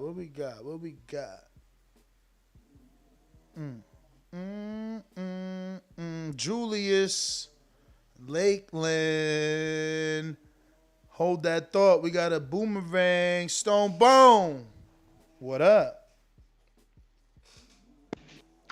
What up? Yo, what you was saying? I forgot I wanted to get at something you said. Then I got distracted. Oh, man, it don't matter. I was just shooting cap in the, like Bill Haney them said, I was just shooting cap in the chat. But you know what you wanted to talk about was that demon and that animal. And yes, I had never heard that. I didn't hear that audio. And for all the people who running around talking about that was a fixed fight, and that was the desperation of a father looking at stopping a car crash. Word is born. That's having the ability to stop a car crash, and that first knockdown, you could hear his gas, and he didn't even panic the first one, but that second one, he said, "Hell no, it's a minute and a half, man. Give me the towel, That was emotion. That was pure. That was raw. That was real. That was a father coming to protect his son at all costs. And man, very few times in life we'll have the ability to save our sons as grown men. So this one of the few times he had that, and he saw what was coming, man. And that was just hearing that audio and looking at that video and hearing Bomac and just hearing the crowd and when you in the building, you don't appreciate what you get from the TV and you know what I mean? Like, just being there, it'd be different. But when you see the reaction and hear basically what you was doing on TV, you be like, Oh my God, man! Shout out to Kenny Porter, man. Shout out, man. We thankful for Dazn being able to save their sons on this murder, rob, and pillage day. So that's what I'm thankful for. Well, all right, champ. Appreciate you. You know, I'm thankful for you guys. Shout out to the back call. Let me get to this guy. See if he ready. Are you ready, Mr. Lewis? Shout out to Lulu. I see, you know, that's why you gotta be in the road, Joe. Cause my Rolodex is sick, but it's gonna start getting dry if I don't stay on the road. You know, you gotta stay on the road, keep that phone, them phone numbers on you at all times. Cause look, this dude's you know, he got to fight with somebody, and he's durable. You know what I'm saying? I ain't saying he gonna win, but we about to talk to him. We about to change the betting line, so make sure you lock in your bet now. Zhulei Zhao versus Craig Lewis. We about to change. Look, I'm gonna give it to you right now. What's the line? Just so you can see, because people call me an egomaniac. They say I'm narcissistic. I'm gonna tell you right now what's the line and watch it change. My bookies. .ag. Don't forget to use that code BETTBV. You know what I'm saying? BETTBV. Make sure you use that code on my bookie. Yo, shout out to Earl. Earl also uses my bookie. Go check out his Porter fight. You know what I'm saying? He was sponsored by my bookie. Teddy Atlas, you know what I'm saying? He used my bookie. Shout out to Atlas. Teddy. Who we got here? Yo, you know what's another fight? Let me see if you guys know this guy, because I don't know this Russian dude. I've been doing some research. I even got my team. Remember, I got a team of killers out here to make these bets. I've been falling back, but they killing it. I'm being real. They've been really, really killing it. If you in that group, you know what I'm talking about. We got betting slips over there. It's real easy. But just in case you don't know what I'm talking about, I guess I ain't going to be able to tell you because I can't find it. Yeah, I was trying to buy time to play the new intro Brandon sent me, but where in the fuck is it? Damn, Brandon. I've been ready 2 years ago. Let's line them up, the top 5 guys. You already know. Spence, Ugas, Porter, Crawford winner. Spence, Ugas, Porter, Crawford, Keith Thurman. Y'all know I'm coming. Philly in the building. We taking over this welterweight division. Let's get it. Well, that's an awful lot of names. Can you narrow it down in your mind who you'd like? I'm ranked number 3 in the IBF, so Earl Spence. All right. Sounds good. Congratulations, Boots. Fun to watch. Thank you. Appreciate you having me. All right. Oh, shit! He fucking beat him! They gave it to him! Damn, I could have made another $100! TheBoxingVoice.com. You know, moving forward, I'm gonna just put together this team. It's the money team. I won $3,000 on the money line. I need to make some of this money. Use my code BETTBV on mybookie.ag. I can see this fight going a distance. I'm telling you. $560 off for $20. This message was brought to you by SDS Promotions. So, that being said, we're here on my books. And this is the dude that you need to do your research on. I'm just giving you the advice and pointing you in the right direction. We all know Isaac Chilemba, tough guy, good boxer, you know, durable. Let's go ahead and you know, Google him and show you his box rec. You know, he's coming off some losses and some draws right now. You know, we all know that. It's all goody. Look, he's got 7 losses, 1 only by KO. That's the important thing. He's 33 also. That's important, you know. And, you know, you go down the line. He last fought Fedor Chutinov, who's a former world champ. This is who George Groves beat for that WBA belt. That eventually Callum Smith took it from. He fought to a draw with Chutinov. Not bad. Better you fight to a draw than a loss. Before that, he got a little tune-up with whoever this Alexander Kubic is, and that was, I don't know what country. You know, before that, he lost to Maxim Vasilov. Obviously, you know, he's pretty good. That fight, he was supposed to fight somebody, and that fight just got canceled. You know, then you see before that, 13-0 Dmitry Bivol. Obviously, Bivol is good. You know, like Maxim is good. Bivol is good. Fedor was a world champion, okay? You know, look, I know Blake from Australia. He beat him, right? Gazvet was good. He lost to Betterby. That's who Chilemba lost to, right? And that's his first and only knockout, okay? He fought Kovalev for 12 rounds, didn't get knocked out. Eldilir Alvarez for 12 rounds didn't get knocked out, but it don't stop. This dude even fought Tony Bellew twice. Look, you know, I watch these fights on HBO. All I'm saying is he's still 33. That's not old. That's younger than Bud. Who the fuck is this Russian? You understand? 8-0. Who is this Russian? Only 4 KOs? Who is this Russian? Who this dude's this Russian for? Who the fuck are these people? You understand? I'm just trying to get you some fucking money. You don't want money? Fuck you.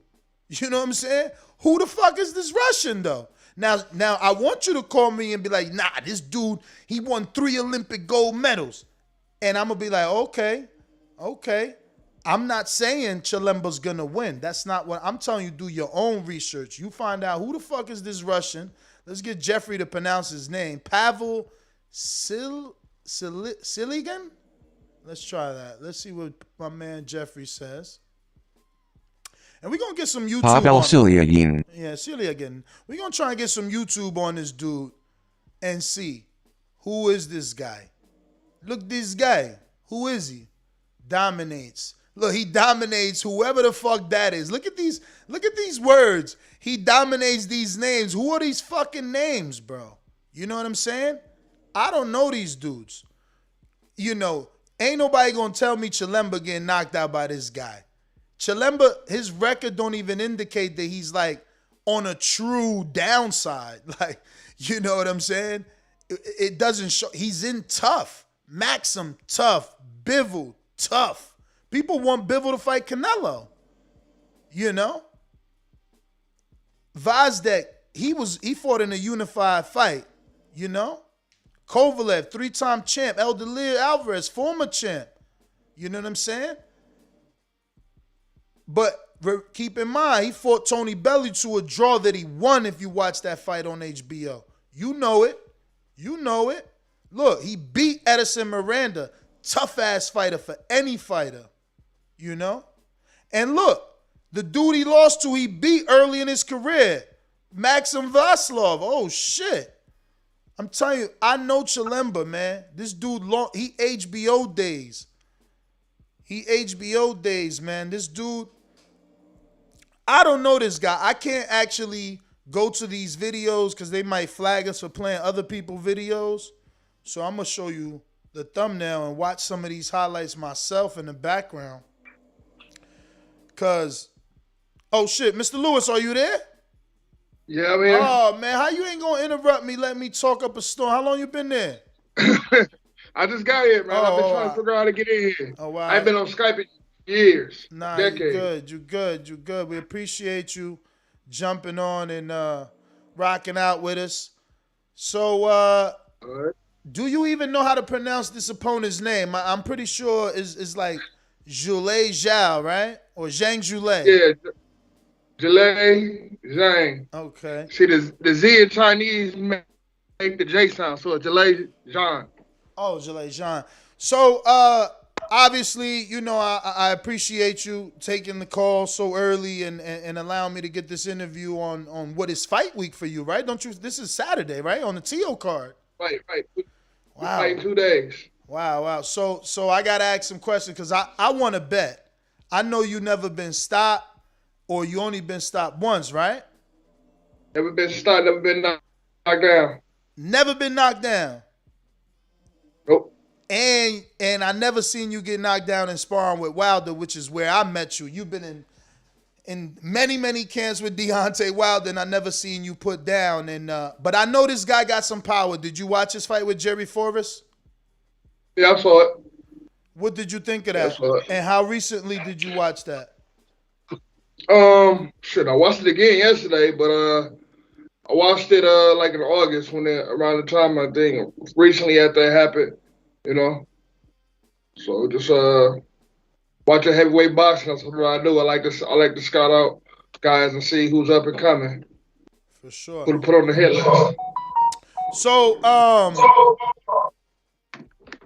how much time did they give you for this fight? They asked me Friday. Last Friday? Yeah. Oh fuck. I don't sit on fuck, man. Craig, man, I got this. I mean, have you been in the gym? I got back in the gym November 5th. I was going from camp to camp, but after I left the last water camp, I caught COVID, so I had to take some time off.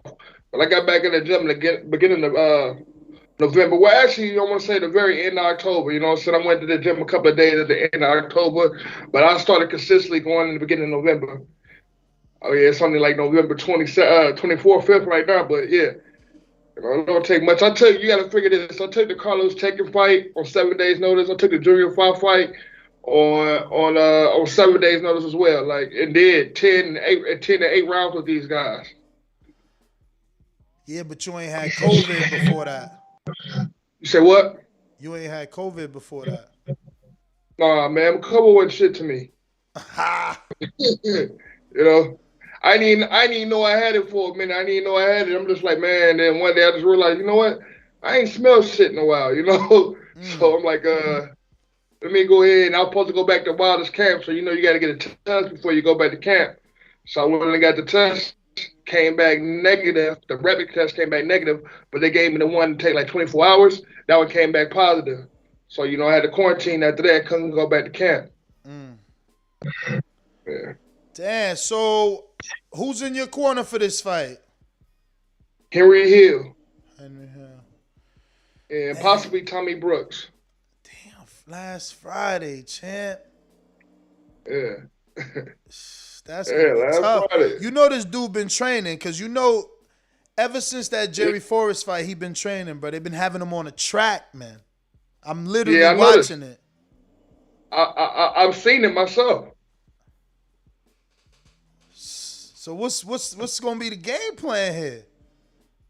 So the game plan is basically outbox him. You know, I feel like I'm more like a 3 to 4 dimensional fighter, and you know what I'm saying, I feel like his style is set, and you know, you just got to make adjustments. And I don't know if he can make the proper adjustments against my style, because my style can be elusive and I can switch it up. You got to stay on the inside. You don't got no headphones, Craig? I got Bluetooth. Hold on. I gotta go and set this up.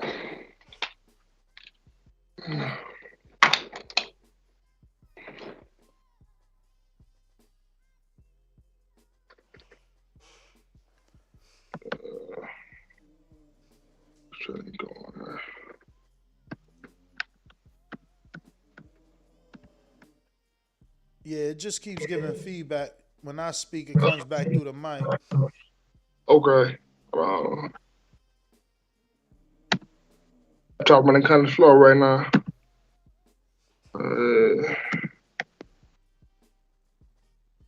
Bluetooth.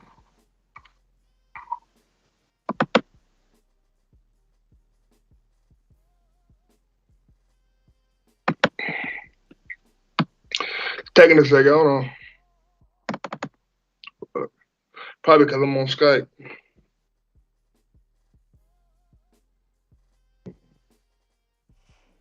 It's all good. You see, it do got a big echo. All right, it's coming up slowly. It's just low and slow. Give me a new laptop after this fight. Come on, baby. Am I echoing too, or is it just your own voice you hear? It's me. It's because you're using a laptop, so the speaker's picking up off the mic. Okay. All right, almost there, man. Let's see. Okay, add device. Yeah, I ain't never hooked these up to a laptop before. That's all this takes.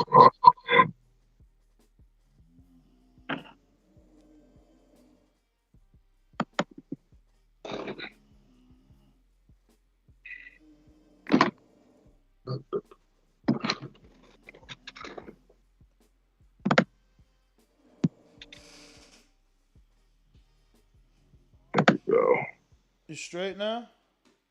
It's about to hook up and it's connected right now. Damn, they say you ain't going 3 rounds, man. That's what I'm saying. I'm out here telling them you gonna go all the fucking rounds, but you tell them you just got this fight fucking the other day, man. I'm tight right now. I know you got boxing skill, man, but if you ain't been in the gym, man, this shit ain't gonna work, bro. This dude a big puncher. I've been in the gym with him. My co-host sparred him. They wanted me to spar him. I'm like, hell no, I ain't sparring that big motherfucker. You got to get on the inside. I'm serious. My co-host sparred him, and he got really good work with him because he stood on the inside and he was shorter. You got to get on the inside. This dude's tank is suspect, but he been working on it like a motherfucker since the last fight. I've been watching him work, man. And you know his trainer, right? You know Sean George, former world champ? Yeah, I know. Yeah, I know him. Dang, Craig. I don't know. It says connected, but it's not Don't even sweat it, man. We gonna go ahead and power through that shit, man. Just like you got to do these rounds. It's only an 8-rounder, man. This dude, he ain't been in with the level of fighter as you. You got to take your time and use the whole ring. Who's the main event? Oh, Tio is, right? Yeah, did you get to see the ring yet? Nope. Y'all know how many foot? You know how many feet? Nope. I mean, I prefer a bigger ring, you know. Yeah, of course. Give me my moment, but yeah. Hey, I'm about to text you something I can't say on the air. For sure. So, I know you for sparring Wilder. Who the last? You go ahead, keep talking. Yeah. I said I know you for sparring Wilder. But who's the last southpaw you've been in there with? Have you ever sparred Alfonso? Remember he used to be in there. Oh, now you in the see you in the earpiece now. It's hooked up, man. Yeah, all right, I hear you. I said, did you ever spar Alfonso, Roberto Alfonso that used to be in there? Yeah. He's southpaw. At the beginning of last year for a fight. They probably got a fight. I was in Wilder camp, and then they came back to put me in a fight against Robert. And he sparred you at a southpaw position, right? I don't even remember. That was last time. Oh. Oh yeah. but yeah, I'm ready. But how recent is that? How recent is that? August. Word. But what? So you cut your hair? Damn, when you grew them dreads, Craig? What the fuck? And I started growing my hair since I started Wilder camp. You know, it was short then, and it's been going for like 3.5 years. And I just cut it off when I left Jersey on Saturday. So you out of the New York area, right? Or where you out of? I'm out of Detroit, Michigan. Oh, but, Michigan. I'm in New York right now for fight. No, I know you out of New York for the fight. I didn't know if you was I thought you lived in New York. Well, that's good to know you was getting high level sparring at least. You know. Mm-hmm. So you basically telling me we got these 8 rounds in the bag, cause you went 10 with Takum, but Takum ain't the puncher that Zhulao is, man. Zhang is. Jermaine Franklin, he got some explosiveness and some movement, but he gasses. Junior Five's good. That was nice. You ain't getting knocked out by Five. I like him. He's technically sound, even though he ain't fucking do enough in that Joseph Parker fight. He like what he did with me. Like he just kept me in the head like the whole fight. You know, and I feel like he did the same thing with Parker. It's too much wrapping up instead of actual fight. Get this guy with some body shots, man. Invest in the body, man. Don't fall in love with the head, man. Invest in the body, man. Yeah. Go off what you see his deficiencies. You know, that's what he working on. So that's what his mental gonna be on too. Like, damn, did I do enough? Can I go rounds? But yeah, man. I mean, I'm glad you got this fight, man. I'm happy to see you back. It's been a minute since you got a fight. I hope you make the best of this. You know, you're a friend of the show, and we always want to see you do well and succeed. We'll look to get you back on after. Give everybody your social media, Craig, just in case they ain't following you. They know where to follow your career. And like I said, man, after the fight, I'd love to get you on. I want you to be the new Jerry Forrest, man. You got to dig deep Saturday. Man, that's go, man. You know, I hope nobody end up losing no money betting on the guy because I am betting. You know. You say you hope. I already know what's in front of me. You say you hope nobody betting. In front of me. I hope nobody out here, you know, people out there saying, he gonna make it past the 3rd round. Like, man, come on, man, don't lose no money like that. Don't lose no money.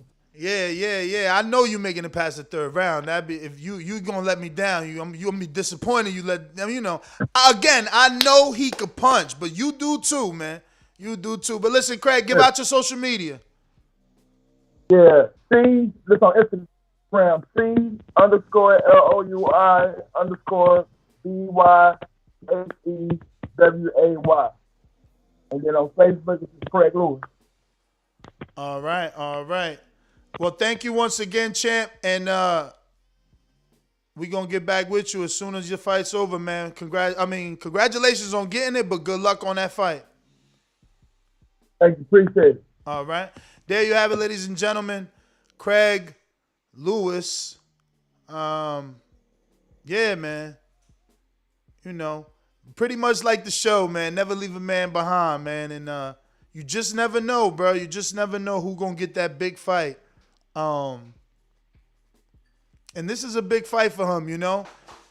Look, at the end of the day, he knows he's a journeyman. You know, he knows he's in here for a tune-up. But I'm putting y'all on him being tough. That's it, man. You know, I'm putting y'all on him being tough and,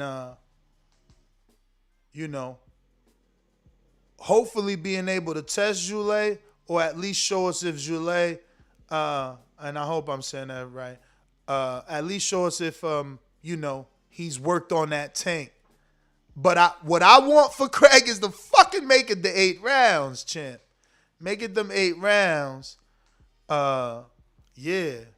You know, and that's the prop bet. I'm just being honest. That is the prop bet. Craig Lewis should go 8 rounds. I mean, you heard the names. It ain't like Julio J is this, you know, blue chipper or top tier. Like we just seen what happened with Jerry. I'm not saying Lewis is gonna win. The betting line is Lewis is only a plus 600. That's how you know they ain't stupid. But plus 600 to a minus 1200. You know, and keep in mind, sometimes Vasil fight, he be a minus 5,000 on dudes. You know what I'm saying? That being said, what? I ain't even gonna repeat that because I don't know if it's true, but somebody was saying something about Zhang or Zhang Jules. Matter of fact, let me get Sean on, man. Let me get my man Sean George on this motherfucker. Sakara marara. Let's see, Sean. I mean, he gonna say everything right though. You know he is, cause this his guy, and his guy the one that looked bad. So I don't know, but let's talk to him nonetheless. Coach, are you busy? Let me check these super chats. What we got? Who's sending that turkey love? Know what I'm saying? You know the number to call in, 1-425-569-5241. We about to go back to the callers. We last stopped at Best Dad Ever. We got King Boxing pound for pound. Dazn and Showtime have good fights this weekend. That they do. T.O. on one channel and Brandon Figueroa and Stephen Fulton on another. So I'm going to Alex Vega in Skype. Are you just listening, Mr. Vega? What up? Just listening for now, man. Thanks. All right. Canna, just listening?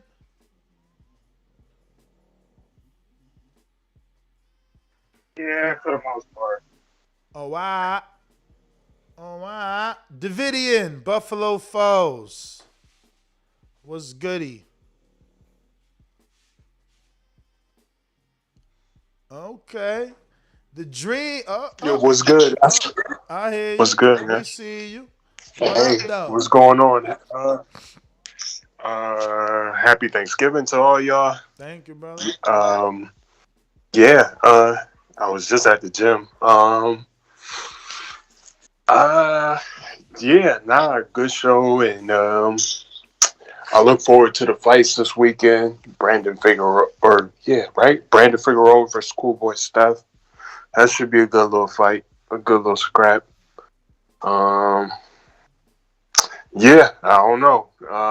Good fights coming up towards the end of the year, and I can't wait for 2022. What 2022 has in store. So, that's basically it. And, God bless everybody, and, happy Thanksgiving again. Thank you, Davidian. Keem the Dream, Florida. What up? Wait a minute. You say you know boxing? Yeah. What is it? Maybe I don't know. Tell me what a full counter is. Full counter? I've never heard that term before.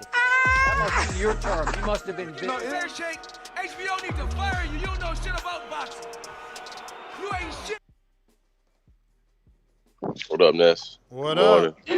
Happy Thanksgiving, man. Likewise. What you eating on today? Then you say, wifey left y'all to fend for yourselves today? Yeah, but my brother's an hour out, man, and my mom just bought a house out here, so I'm driving up there. You done influenced the whole family now. Everybody out here now. My sister sad. And shit. Hey, you better tell her tighten up, man. Send her pictures of this beautiful weather every day. That'll get a move on. It's too late, man. It's too late. They should have heard me, when I was saying. Yeah, it's getting expensive out here, man. It's getting crazy. The price of housing done went up. We fucked up. I bet your house done went way up since you've been here. I done made like 80 stacks off this bitch. I believe it. Love it. But yeah, man. Happy Thanksgiving. Shout out to all the TBV fam, bro. Great interviews this morning. I was thinking, man, what if Sandor got off for the Terrence Crawford fight? What if Eddie came to him and said, hey, would you fight Terrence Crawford? Might be able to entice him to come over here since you just beat Mikey. Mikey lost to Earl. Just something I was thinking about, man. What you think about that? I mean, that would have been nice to ask him, but I don't know. He made it seem like if that was true, why would he say, I don't want to say nothing because basically, yeah, you don't know who's in the deal. Yeah, because he said something about that same person or that entity could still offer you another deal. That makes it sound like it's not Eddie. That's why, I was probing. I wanted to see if it was an off the zone fighter. Right. Maybe it could have been Regis. No, Regis is 42, right? Regis is also 40. Regis. Oh, yeah. No, but Regis left. Regis over there at PBC. Nah, he's actually with Probellum. Oh, okay. I got you. But yeah, I was just throwing that out there. But no, good show, man. Good interviews, man. Keep it rolling, bro. I know it's Thanksgiving, but we rocking out regardless, man. For Appreciate you. sure, man. Thanksgiving don't even start till like 5 o'clock for most people, man. It's early on the West. It's still early on the East. It's like, yo, and most people got off. So I'm like, you know what? We gotta do a show. You know, while if you the man of the house cooking, you know, you pop your earbuds in and you get busy, man, cooking that chicken. You know what I'm saying? And that turkey. I wish I had somebody in the family that did collard greens, bruh. I'll be having to buy that. I love collard greens. But who we got? Hawk in Maryland. What's going on, champ? Hey, too much. What's going on with your Nest? And happy Thanksgiving to your brother. Likewise, my friend.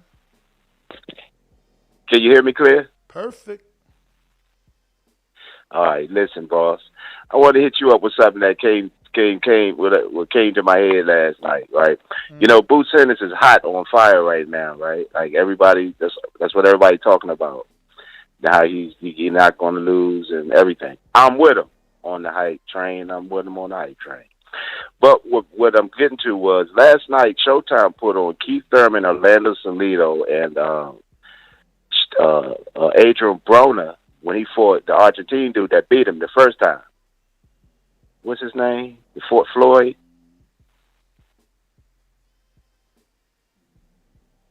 Hello? Uh-huh. Say again? Oh, you know what I'm talking about, Ness? Nah, I'm sorry. I'm zoned out reading his text. Oh, okay. Anyway, what I was bringing to was last night when I saw that, the Keith Thurman and the Adrian Broner, so I went back and watched a couple of earlier Adrian Broner fights. All right, now, all right, so you know how Boots Ennis is hot right now. You hear me? Mm-hmm. So I was wondering if you could like do a show where as though we all talk about the fact that like Adrian Broner, Keith Thurman, Sean Porter, when they were undefeated, when they were first coming out, like Boots Ennis is right now, we were all talking the same way. When Adrian Broner came up, when he was at 135, ain't nobody seen nobody beating him. They thought Adrian Broner was a superstar, super special, even the network did. You're right. You're right. You're right. You know what I'm saying? You're right. And that's what I'm just saying. I just want the Boots Ennis fans to get huh? I was definitely big on Broner. Yeah, but the difference between Boots Ennis and Broner is the weight, man. Boots is big. Not just Broner. I don't want to get stuck on one fighter. Yeah. Not just Broner. We talk about Keith Thurman. I'm talking about Danny Garcia. What? I'm talking about the fighters. Wait. I'm talking about the fighters when they were. What are you trying to say? Huh? Keith was hype because he lost to Pacquiao? He proved he was a hype job? No hype. You're not. I don't think you get me. I said I want to do. I was saying do a show where we talk about all of the fighters when we thought they wouldn't lose. You know what I mean? When Keith was hot, nobody thought he would lose. When even Earl Spence today, he hasn't lost, but he doesn't have the recognition like we thought he was when he first came up. When he first came out, he beat what's that dude? Chris Algieri. He beat the crap out of Chris Algieri. But when he fought Danny Garcia, he didn't beat the crap out of Danny Garcia. Danny Garcia didn't even fight as good. I'm just saying for a show where though we could talk about how all of us were really hyped over each fighter that was coming up, like Boots is now. There was a time when we thought Sean Porter, when he was running over top of people, until he ran into Kell Brook. So my point is, when Adrian Broner, Keith Thurman, all of them. Keith Thurman, when he fought Salido, did you see how he knocked him out? How he moved, how he stopped on a dime and pop you, and then jump back out? I mean, come on, man. I'm just saying that I understand the excitement that everybody has. I don't want to put hype. The excitement that everybody has with Boots and his career right now, which is a special career at the way it's going. I'm just Damn, Hawk. I was being thankful and giving. My man just like, cha, cha, cha, cha, cha, cha. I try not to give nobody the bell, you know what I'm saying? I'm like, yo, it's Thanksgiving. Don't give him the bell. But Hawk said, yo, give me an inch, I take a mile. Nah, it's all good, though, Hawk. It's all love. I just got to get to some others. You know what it is. If you're on Blog Talk, you felt like I ain't get to you. You know I ain't get to you because you forgot to press the numero uno. And if I did get you and you're trying to get back on, then you know what you got to do. That's a counter punch. You got to hit us up with that counter punch, $5 Cash App, or a $5 super chat with the words counter punch or, you know, CP. We got, oh, look who's this guy over here. Look at this guy jumping on the show. Let's start with this. I'm a creative genius. SDS. And now, the most dangerous producer on YouTube, Brandon in Houston. Brandon in Houston. SDS Promotion.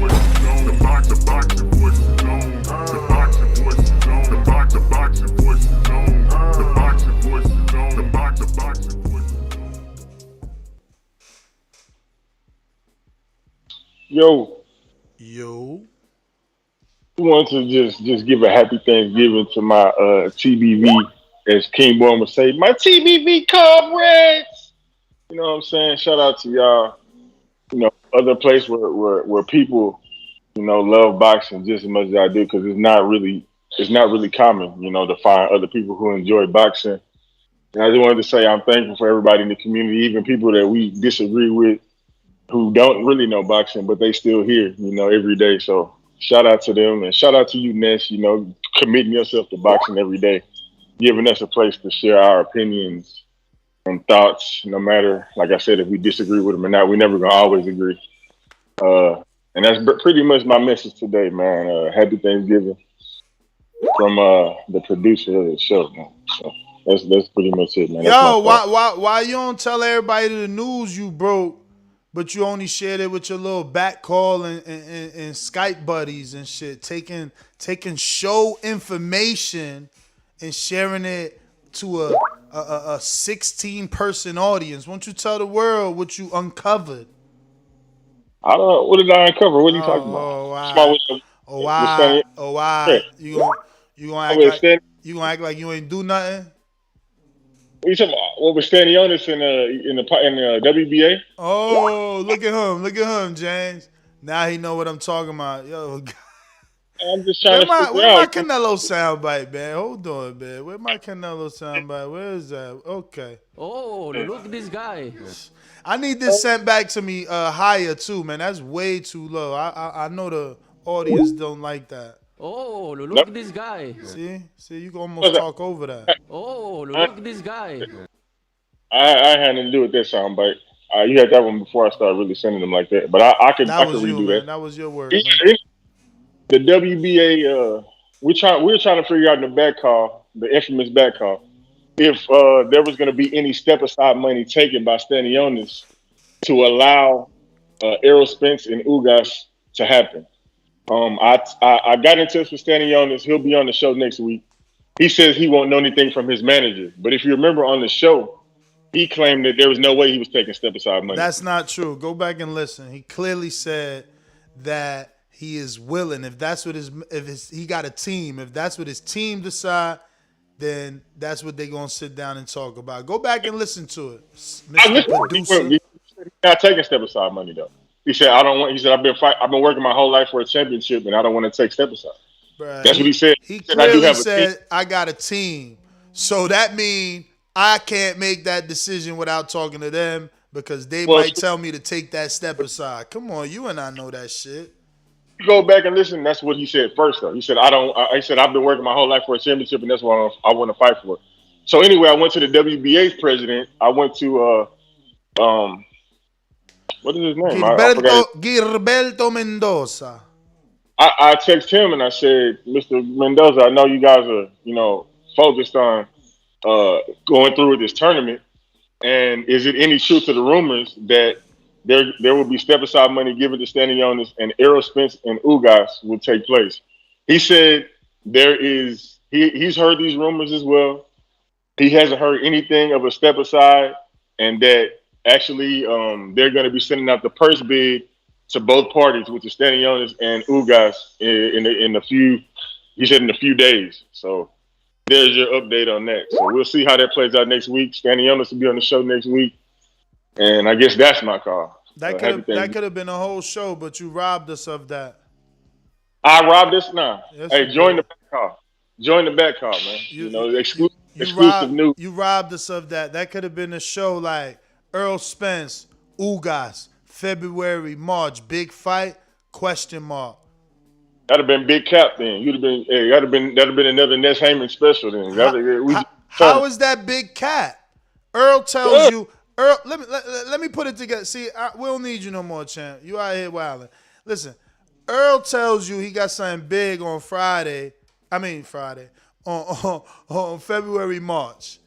Then Stenonius tells you he's willing to take step-aside money. Earl tweets out the minute the WBA says, oh, we got to do this tournament. Earl's like, man, money talks. Know what I'm saying? Now, you tell Stenonius, yo, I'm hearing rumors you taking step-aside money. Stenonius answers you back and says, yo, I won't know until I talk to my manager. Let me get the right words, bro, because, again, this is why I am the best in the world at this. And, what I see, you don't see. I got to put it together. You dudes can't put it. I'm the oracle of this shit, man. You can't even put it together. But where's his message at? Where the fuck is that at? Meanwhile, there's a reason to this too. There's a reason that I'm saying all this, because exactly what he did, I'm doing in the welterweight division, and you don't just release information like that. You got to keep prying, keep trying, and then build the story. My man just released the info. I can't even find it. Can you resend it to me? Y'all dudes be burying shit with these goddamn chats. I wanna see his exact messages. I don't wanna. Oh, that's right. Let me try.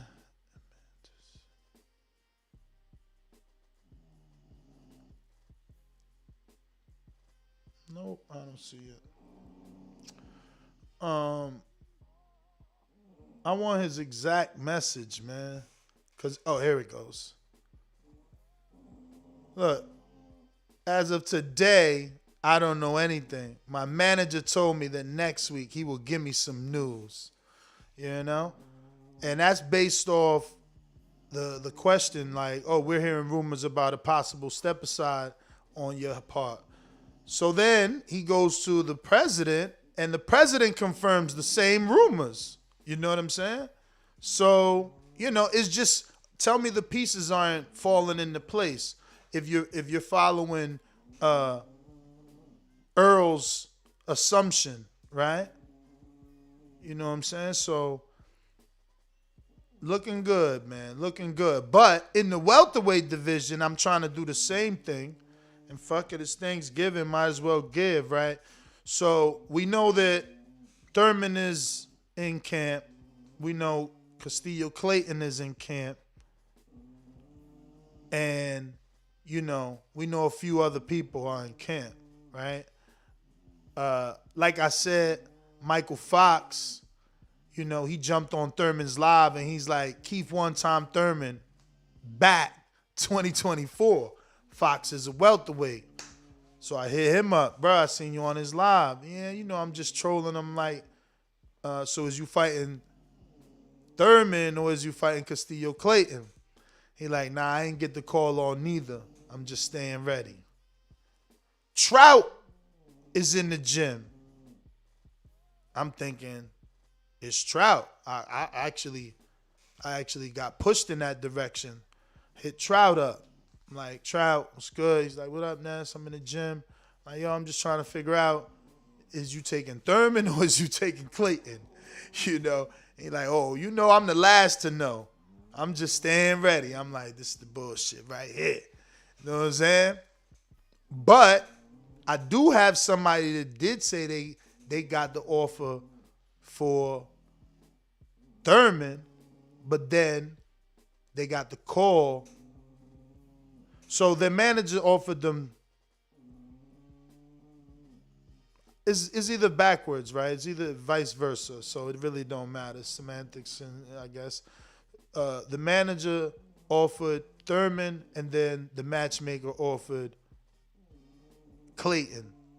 So he don't know, because again, like Ken Porter proved, even on a pay-per-view fight, you don't sign that contract. That's why these dudes just gotta stay ready. But I hit up 5 different welterweights, right? I just had my guy, shout out to Mac and Cheese. And for the non-visual podcast viewers or listeners, that was like a salute, because he went to the gym yesterday and he was in the gym with Castillo Clayton. Shout out to Jeff. You know what I'm saying? I love my community. I sent my correspondent out there. We got some footage with Devin Haney in a separate gym yesterday, and then Castillo Clayton, the welterweight, in another gym yesterday.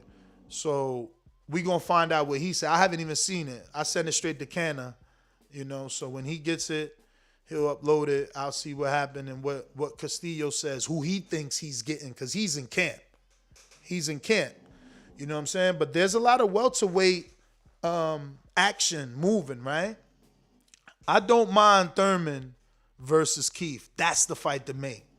What the fuck? That's that good old Thanksgiving bud. You know what I'm saying? Come on, get him out of here.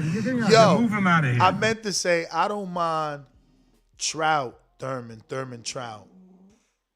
That's not bad. That's a poll. Man. Trout never been stopped. Big motherfucker moving down. Already had 2 fights at 78 and 70. 48 and 49. I like that because I like Trout. And he's the one struggling to get down. Thurman needs the tune-up. Trout needs the big name, which I think, they said Thurman and Keith. I know I fucked that up. Which I think, let's do a poll on that one, right? Because I fuck with both of them dudes. That's my man's, That's going to be a tough fight for me. I'm going to have to bow out respectfully. Shout out to my man, Mark. Respectfully. But Thurman, Austin, Trout. Yo, who's the A-side now? You know who the A-side. Stop it, Trout. Even though you got that Hall of Fame win. Who wins and how? That's going to be our first poll of the day. Get a sip of water over there. Let me get a caller while I do this. We're going out to the Boomerang. Look at this guy. In Cincy. Hey, whole nother time zone. Jumped up for back with our mind on. Can't play when you here, get your life stole. If you bring it here, then the price grow. Folks jabbing and punching the line long. I drop a pigeon, let 9 go. We slap with the fake glass and white go. This only happens in Ohio. Yo, Ness, what up, brother? What up? Hey, happy Thanksgiving, man. Likewise, champ. How are you? I'm doing good, man. I'm at the house. I ain't on the fucking road. That's always great, I figured y'all be off today. Oh, yeah, for sure, man. I ain't working that hard. It ain't that serious. But, yeah, man, I'm excited for this fourth quarter. You got T.O. and Cambosos. Don't be putting that bullshit in the air to about Cambosos and the 8 Nest. We be talking about that. T.O. gonna spark that kid. Gonna get that boy out of there quick. Undercard ain't bad. Now if you want to make some money, I think what's the Japanese kid that beat that Tevin Former had beat Okugawa, whatever the hell his name is. I think he's the underdog in his fight against the African. Now if you want to put a little money on the Japanese kid to pull off the upset, what African? That's a Funzal or Funzil. I think he from the UK, but he African. He beat Martin Ward. I'm about to look it up real quick. He on the TO card? Yeah, he on the TO card. I'm about to look it up for you. Shit, where is it at? Now You remember the cat that I see Tevin it. beat on I see HBO, it. the I Asian see it. kid, and they gave it to the Asian No, kid. I see it, but Dan, that's a tight fight, bro. It's plus 195, plus 155, minus 185. Tight fight. Yeah, it's a tight fight. I was saying if you want You to, talking about Kenchi no, put a little something on the other card. Uagwa? Agawa. Agawa. Yeah. So let me see who this Yeah. dude. You said this dude is African, his opponent? Oh, Yeah, he man. African. This the dude with the blonde hair, though. This dude is good, bro. Yeah, he's good, but Ogawa's good. I mean, he pissed hot at the Tevin fight, but he good too. It's worth a little money. He the underdog. It's worth a little something, you know. And bruh, this dude, you know who he lost to? Rakhimov, who fucking arguably beat Jojo Diaz. Yeah. That's the guy he got the draw with, right? Nah, the last fight. He lost to him. I'm saying JoJo got the draw with him. That's because he lost when he lost the bet on the scale. Yes. Yeah, that dude's decent. But yeah, man, I like Ogawa too. That's gonna be a good one. The other card's good. The tricky one is gonna be Fulton and Figueroa. I see it's plus 200 something for Figgy. Everybody jumping on it. It's tempting, man. But I'm telling you, I'm hearing it is on Figgy. I'm hearing Figgy move the head, and he a puncher. With Fulton, yeah, he is, man. You know what I'm saying? And Fulton, remember, tough, though, I broke man. news over here. Fulton ain't choose to train with Posey. Posey. The man who got him on his nicest performance, man. Line shift. Yeah, I know, man. Line shift. No, man. But Fulton the goods, and that's the fight of the year, man. I'm telling y'all, man. I'm excited for that one too. So we got some good fights coming up. Then we got Devin next week, Tank the next. Man, this shit fire, man. I'm loving boxing. But yeah, man, I just want to give thanks to all my back call brothers again, whole TBV host panel, even to some of the weirdos in the chat, man. Jared Lloyd, you know, even guys like that, man. Just enjoy your families, enjoy your loved ones, spend some time with your peoples, man, and just keep up the good work, Ness. I'm gonna let you get to some other callers though until my next call, bro. For sure, champ. I got Ryan Baltimore. Yo, peace, Ness. You know, happy Turkey Day, brother. And you know, I'm thankful for the jury, you know, convicting the dudes that, you know, with the Ahmaud Arbery case. I just called to say justice for Ahmaud Arbery. That really hit home for me because this kid was just going for a jog, you know what I mean, and got his life taken for some, you know, racist bullshit, you know what I mean? Jogging, you know, due to boxing, jogging, you know, I discovered jogging on how it's a necessity to my life now, and I was such a stress reliever, and it's like a key to life. So for that young man to get killed by, you know, just going for a jog, you know, by some racist rednecks, man, I hope they get put in a city jail in population. You know what I mean? But, yeah, I just called to say justice for Ahmaud Arbery. You know what I mean? Enjoy your holiday, brother, and peace. We'll get up. All right. Who's up next? Looking like Boomerang. J-Mac jumped on. Are you available?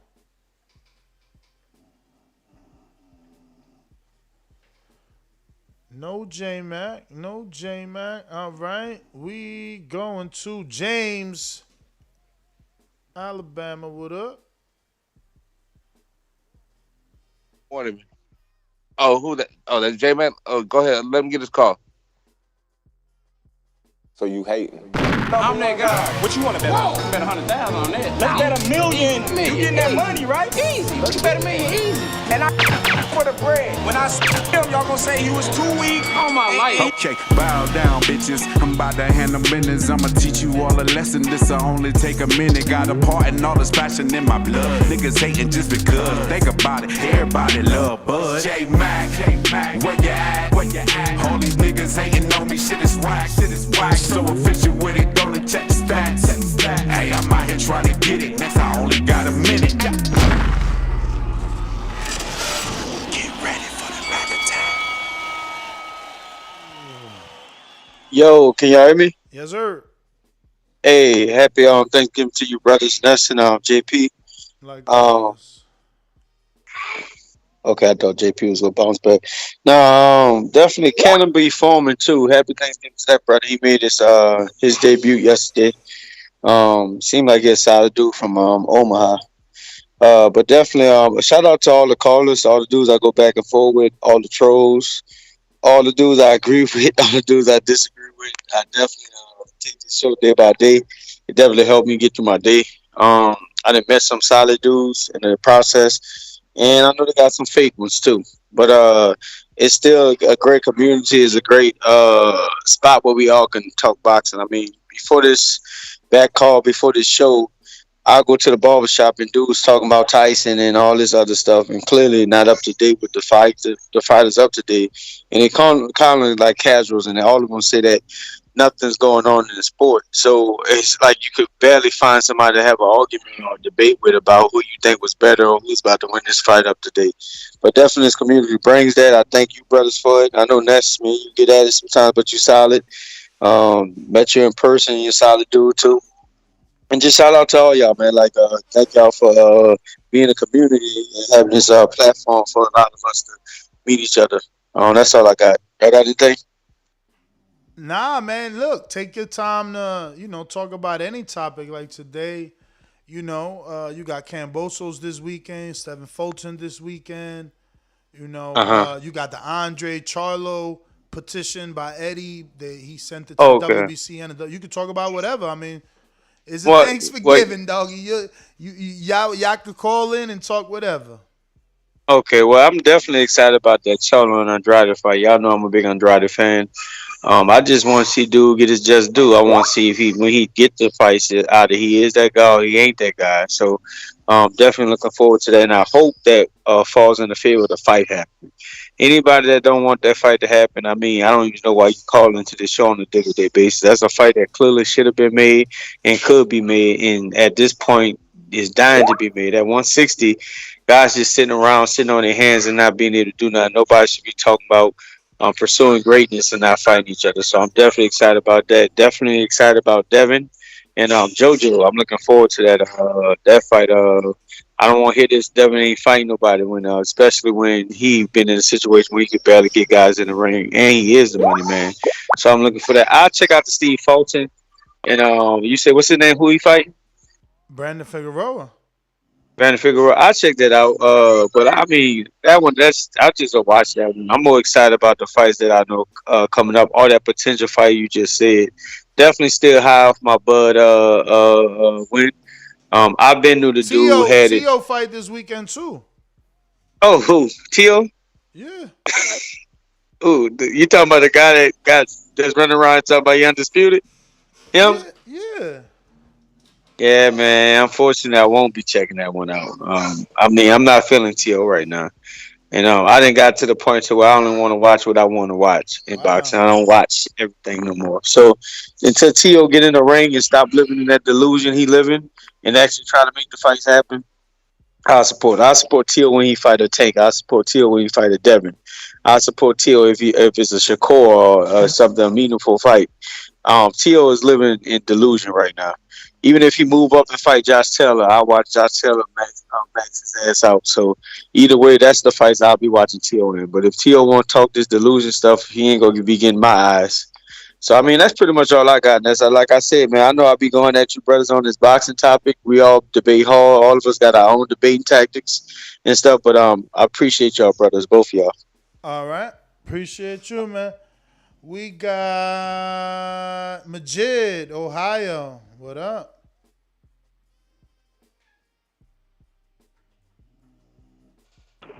Yo, trying to take this shit on speakerphone real quick. Everybody need to like the video, subscribe to the channel, and join Patreon and YouTube members or something. Happy Thanksgiving to everybody who celebrate that. And everybody else already said the nice stuff about the boxing community. Shout out to that. But yeah, man, my main focus point this weekend is Lopez and Cambosos, whatever the fuck, And yeah, man, I'm like, shit. I actually had a question for you, Ness. If Lopez win this fight, is he gonna vacate all the belts? And if he do vacate all the belts, I was just coming up with my little assumptions. I would assume that somebody like Tank and Mayweather and them going to try to make whatever Tank ranking is, get a little title shot vacant or whatever it may be. Ryan Garcia going to come out the woodworks and try to get him one of those open titles. But yeah, man, is that true that 135 belt's about to spread everywhere again? But that's all I got. Yeah, man, that's coming from an interview that Tio did yesterday, where I guess he suggested he may vacate the titles, man. Listen, if I'm Haney, if that's what he chooses to do, let him do it, and you pick him up. You don't gotta chase him up. If T.O. needs to go up, we've heard rumors that he needed to go up because of weight. If he needs to go up, let him go up. Haney's in no rush. He's younger. He'll catch him. But if you gonna vacate them titles, Haney should stay there and unify them titles. The Tank fight is still there. Just because T.O. move up, he don't change the division. If T.O. moves up, Devin's still there. Ryan, whenever comes back, is still there. And Tank is still there. I wish Gary Russell would be there. Tevin is also there, and he would get a shot. Rakhimov is there. We need to see him again. I ain't even know he beat Fuziga, whatever my man name is. He knocked him out in 8. Rakhimov out here racking up wins. Let me go to the ringer. Look, the fire's coming. Are you ready for the fire? We're firemen. We are firemen. Evil one okay. BoxingVoice.com. Hey, Ness, everybody. I'm calling in just to check in, say happy Thanksgiving. I'm thankful to you, Ness, and all your community for darme mi cura de boxeo, coño carajo. So I appreciate you. And, bro, like the title of this thing is this quarter and this year, every Saturday, the last few Saturdays, I've had a good fight. And you know me, I always talk about this. When my wife stays up to watch boxing with me, and she ain't watching freaking Lifetime or some bullshit, and I ain't got to watch boxing on the tablets, boxing is doing well. And that's been the case for us the past few weeks. So I'm just calling to check in to let you know I'm thankful to you. All the things you do for us, all the things you do for me. I don't have to go to Twitter and all this shit, even though sometimes you steer me that way. And I go to IG and all this stuff, but definitely I come here for my boxing cura. I want you to know, in my list of things of being thankful is this show, you, and all the community. So God bless everyone out there. Remember, thank a veteran. That's why you can do what you want. So much blessings to you, your family. And one more thing, Ness, from my dogs to your dogs, happy Thanksgiving, bro. Break them off a piece of the turkey, all right? Or the pernil. All right. Much love and respect to everybody and to you, sir. Thank you for what you do for us and me. Bye. Appreciate you, brother. Thank you. All right. So, Cash App Hawk says, TBV number 1, great show, Ness. Shout out to you, Hawk. Appreciate you. Appreciate you.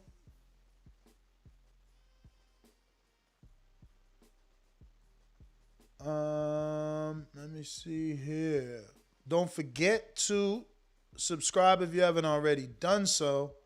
You know, we talking boxing even on a holiday, man. You got to. Big weekend collectively. Edwin Solano, happy Thanksgiving. Thanks for your hard work, man. Thank you for the hard work is you guys listening. I'm sure your wives and family members get tired of you always listening. So that's the hard work. Shout out to y'all. Bodywork Boxing. He says, this is for your work ethic with the respect emoji. Shout out to you, champ. Appreciate you. Appreciate you, man. Listen, it's like I say every day, it ain't hard when you do what you love, and I love this sport. I'm definitely going to be watching that fight Saturday. I'm going to be in LA, though, so I won't be able to do a live fight chat, but we'll go live. We'll try and find a way to go live. But, yeah, I should be with JP. I don't know if I'll get with Joe because he works that night. But, yeah, man, then we'll be in Vegas for the Haney fight, man. You can't forget that Luis Ortiz fight coming up, my Jimbe. Get your tickets, baby. It's going down. One of the biggest fights in boxing. King Kong. Let's go. Nah, collectively is a decent fight, though. Collectively is a decent card. But we got our poll. Let me see where we at on the poll.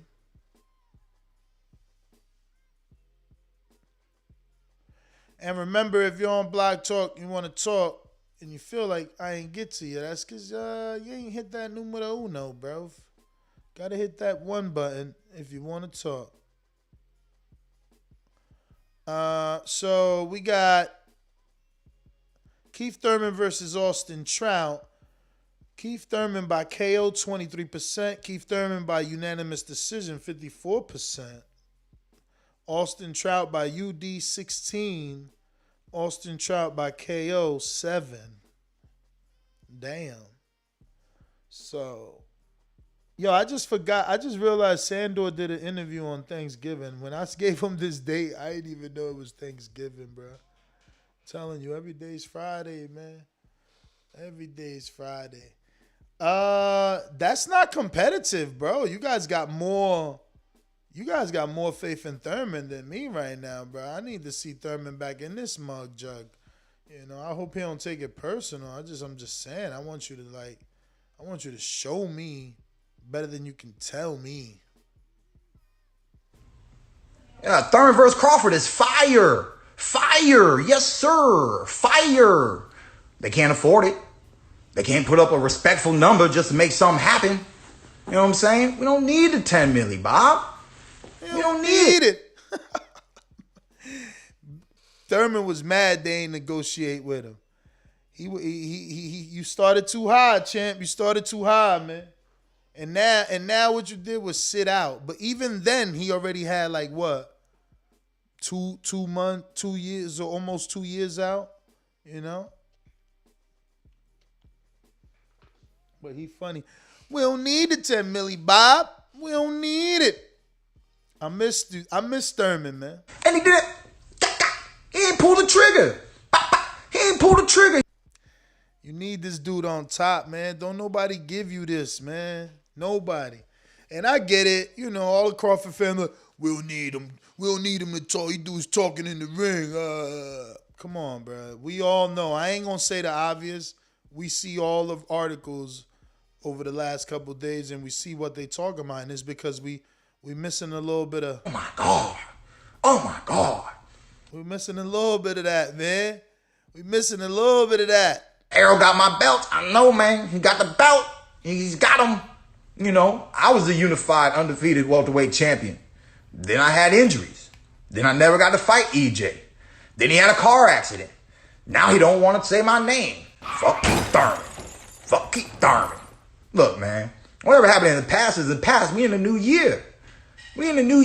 Look, let's be real again. If you ever wanted to get at somebody, ever in life, like you wanted to get at them, you know what I'm saying?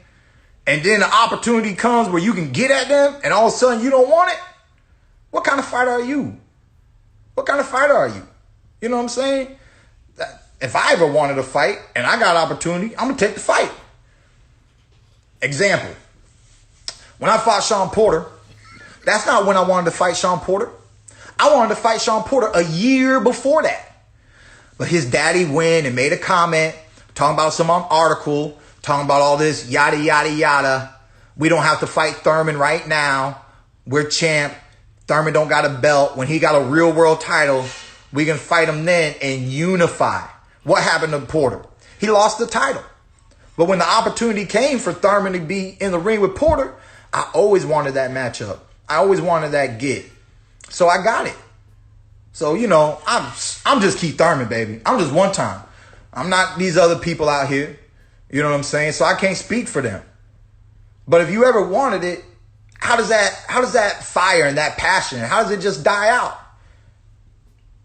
I don't understand these fighters, man. I just don't. But look, I don't want to be late to my appointment, man. I said what I had to say. You know, what's funny is listening to that back, I can see why Crawford doesn't want to wait. You know what I'm saying? You know, and I can see why Thurman, or rather why Earl and his tweet could beat Thurman. Like when he says, you know, something big in February, March, you know, the way he'll spin his hypocrisy is like, I'm about to shut this dude mouth up. You know what I'm saying? And it's simultaneously his tune-up. You know, I wonder if that's the case. You know, I wonder. I don't want that. Just like I don't want Crawford versus Thurman next. Like I need him to get a tune-up. It don't matter what champ is giving him a shot. I need him to get a tune-up, man. I don't want Thurman versus Crawford or Thurman versus Earl right now. Thurman versus Castillo Clayton. Thurman versus Jesse Vargas. Thurman versus Austin Trout. Thurman versus, Luke Santamaria that beat Devin. You know, Thurman versus Michael Fox. You know, that's the ones we need. That's the ones we need. That's the ones he need. That's what he need right now. Now, you know, if he's been in the gym nonstop, you know, and he's ready, amen. But I can't act like if he takes a big fight, I can't act like I ain't gonna feel like it's a cash out. You know what I'm saying? That's what it's called in boxing. You know what I mean? And I don't want that for him. I want him to come back for real, and get a chance to win for real. You know? He got, you know, I just hope he comes to senses, you know, based off our conversations with Ida, it sounded like, you know, Thurman was coming in expensive, you know, for a tune-up. It's like he want a tune-up, but he want big dog money, and it's like, yo, you got to get back to your winning ways before you could demand, you know, something like that. I hope not, Intrigue. I hope not, man. Because that's what that is. Let's be real. The term cash out comes from a person in the Thurman and Porter situation taking that last big fight versus, you know, making sure you're ready for that big fight. You know? I didn't think for Porter it was that, you know. A year off, that ain't bad for a dude that only fights 2 times a year. You know, we can't act like, oh, he been out the ring a year. Oh, but like, come on, 90% of these dudes fight twice a year. So he been out the ring, you know. A year is not bad for them. But 2 years, 28 months, 30 months, bro, that's a bid. My man getting commissary and shit. He need a tune-up, man. You know, he need a tune-up. That's what I want for my boy, bro. I want him to get a shot. And in order to give yourself a shot at winning, you gotta get the rust off, man. We got Julio Guzman saying, wishing you and the TBV family a wonderful and safe Thanksgiving. Shout out to you with the super chat. Yeah, man, remember, you can call in, you can talk about whatever you want, you know.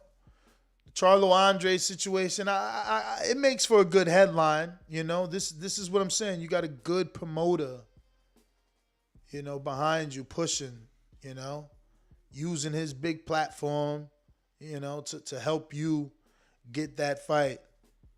But this will take some time, you know. I guess the quickest would be 30 days to get some sort of outcome from this. And that's the quickest.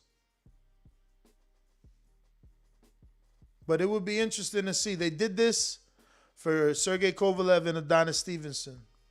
You know what I'm saying? People was like, yo, WBC don't fuck with Al. That's what they thought. Because Adonis was supposed to fight Kovalev on HBO. You know what I'm saying? He was there. Like, the dude that he graduated from ESPN. You know what I'm saying? Because his fights was being showed in like Canada and shit, Quebec or whatever, Montreal. And he graduated with some decent knockouts. Let me see if it was No Blanco that he knocked out. Nah, No Blanco's a welterweight. What's the fuck is that dude's name? It's like, it's something similar to that, I bet you. Like Noel, or not Noel, but like a NOE, something weird. Let me pull up Adonis, man. Fucking Stevenson, bro. This game is crazy. This game is brutal, man. You know, Stevenson suffered a bad injury in that fight. What was that with Vazdek too, wasn't it? Let me see. Who did that? Oh yeah, it was. That fight fucked him up. That Alexander Vazdek fight, that shit fucked him up. But his ESPN fight, Donovan George, bruh. Yo, Darnell Boone. There it is. I was right. Noel Gonzalez. Yo, I'm nasty, bruh. Yo, he knocked this dude out on ESPN. He was killing it on ESPN Plus, bro. Teddy Atlas calling the fights, Friday night fights. And, you know, I think ESPN and HBO, like parent sister company. And my man graduated. Algieri did the same. He graduated from ESPN. Boxing was a little simpler back then, man. It's fucking crazy right now with all these different outlets. You know, people say competition is healthy, but it's fragmented like a motherfucker, bro. We broken up, you know what I'm saying? Back then, you had your HBO and you had your ESPN. And then you had Showtime and you had Showbox. You know, you even had Boxing After Dark, but that shit died out. That was a Lou DiBella thing. He started that. Don't make me put something up in that starter cap. Wasn't that Jada? But anyway, Adonis, yo, he graduated. He got this string of knockouts. He knocked out Noah, you know, whatever his last name, Makolba. Then he knocked out, you know, tough Chicago guy, Donovan George. Remember Donovan, bro? So many interviews, bro. This was a blue-collar guy, man. Boxing was just so simple back then. You know, what it is that more people are getting into boxing and going to the Olympics. You know, there were more Donovan Georges and Gabriel Rosados a few years ago. Now everybody's pretty good, bro. Everybody's an Olympian. Everybody's an Olympic alternate. Everybody got 200 fights, 150 fights. You know, boxing, I'm telling you, 10 years from now, it's going to get crazy, bro. You know, it's because, you know, you got to think how many people Shakur inspired. And this is not us assuming, like, we interview fighters that literally, like, yeah, I look up to Shakur. No, Shakur got the best defense. No, Shakur's special. It's like, dude did that at 18. He went to the Olympics, and that inspired other people, you know. Obviously, guys like Shushu, he was always had his Olympic plans, you know. But you can see, you know, the whole Shakur clique, Jared Anderson, all them dudes. He's big bro to all those dudes, which is crazy. But it's it inspires people, and then that means that they stay in the amateurs and they sharpen their skills because they see how far he's getting and how successful and rich he's becoming. It's amazing, bro. It's crazy. But back to the story, Darnell and what Darnell Boone was, he dropped Andre Ward and he actually knocked out Adonis Stevenson.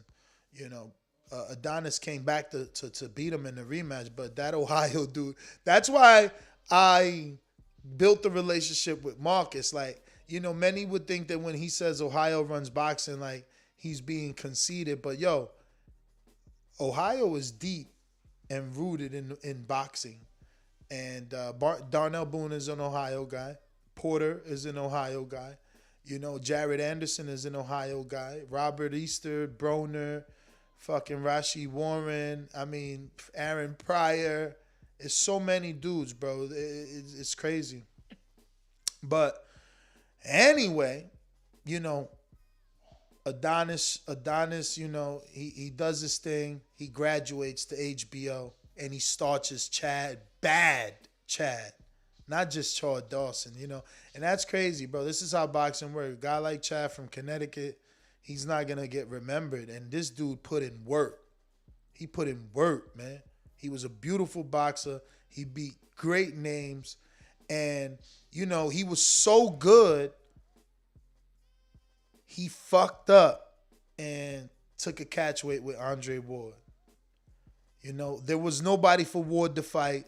Ward is always going to be the diva he is, Even though I got to take that back, striker, because he did eventually move up to fight Kovalev. But when he could have moved up to fight the bigger name in Chad, he made Chad come down, bro. And obviously Chad took it because it was a big fight. And Ward, you can't even, it's hard to say that the weight affected Chad, which everyone believes that it did. But watching, like in retrospect, motherfucking Ward he showed he was great. He showed he was just great, And that was the beginning. Not really the beginning, because obviously if you followed his career on Showtime, you watched the Super 6. But Chad Dawson was like his big American fight, because Super 6 was the Euro tour that y'all call Canelo. You know what I'm saying? Chad Dawson was that big American name who was solidified, because Chad had beat B-Hop, and he treated B-Hop like a little rag doll. Like, you know what I'm saying? Like, he ain't let B-Hop couldn't bully Chad. He couldn't trick Chad. Like, B-Hop was a little trickster. When he was out here fighting, he would, one right hand and hold, and little dirty fighting, hit and hold. I mean, you got to watch the Pascal fight. He schooled Pascal. Schooled him. I think he was undefeated, too, when he schooled his ass. Ended up doing push-ups in the ring on his ass.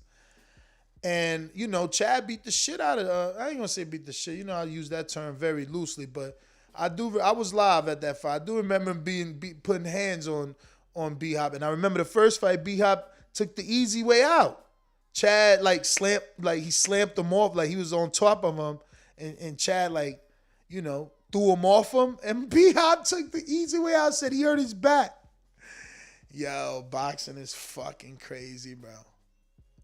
Keith Thurman was saying something on his live the other day, like, that this is the only sport that doesn't evolve, man, and it's fucking true. It's like one state uses replay, the other one doesn't,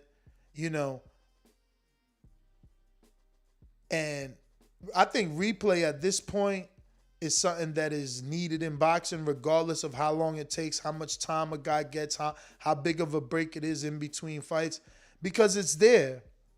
It's right there. It's accessible to us. Like, we don't have to know if Crawford slipped.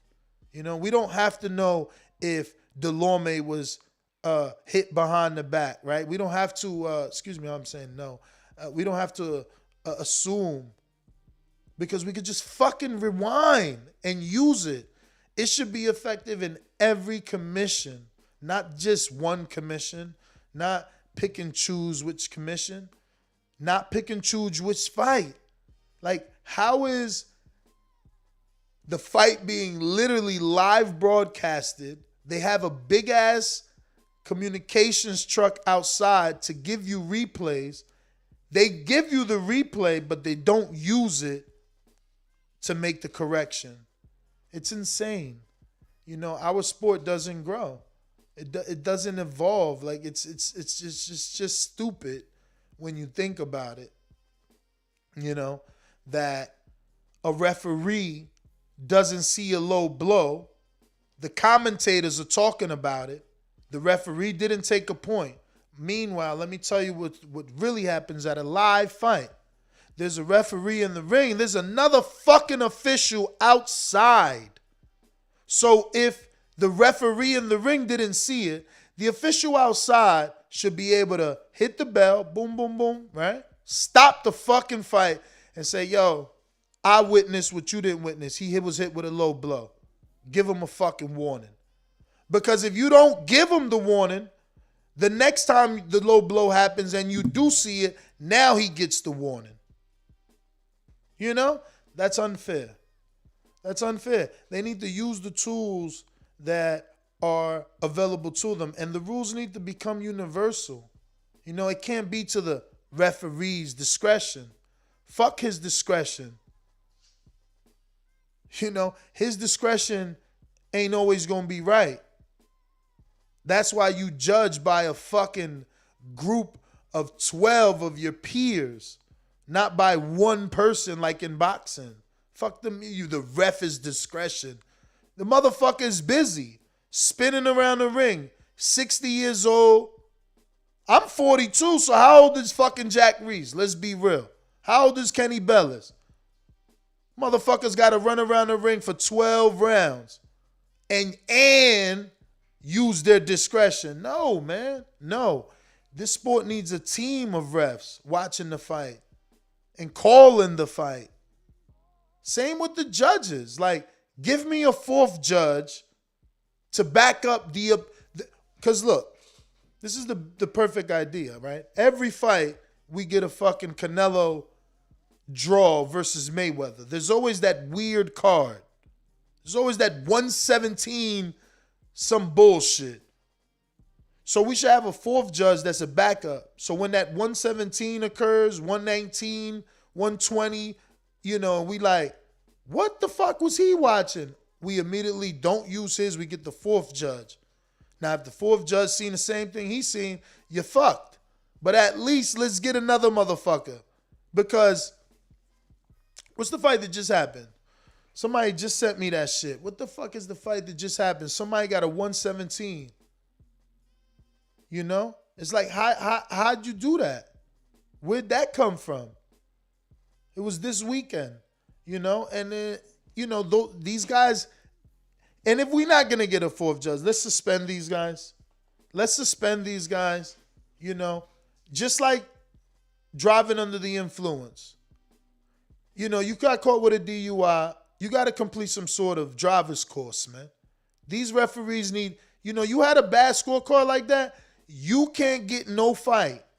No sanctioning body will sanction you to referee or judge another fight until you complete the fucking course. You need a brush up. You know, they need to be checking in on these people anyway. Let's not forget what happened to Michael Fox. That's the thing. Michael Fox ain't Canelo. So we forget that we had a fucking racist judge and a sanctioning body that was fucking managing the fighter. You know, like it's crazy. The least we could do is use replay. Like that boy lost. Michael lost. Fox lost. With replay, would he have lost? With a fourth judge, would he have lost? If they used the second official that they actually already paying outside, would he have lost?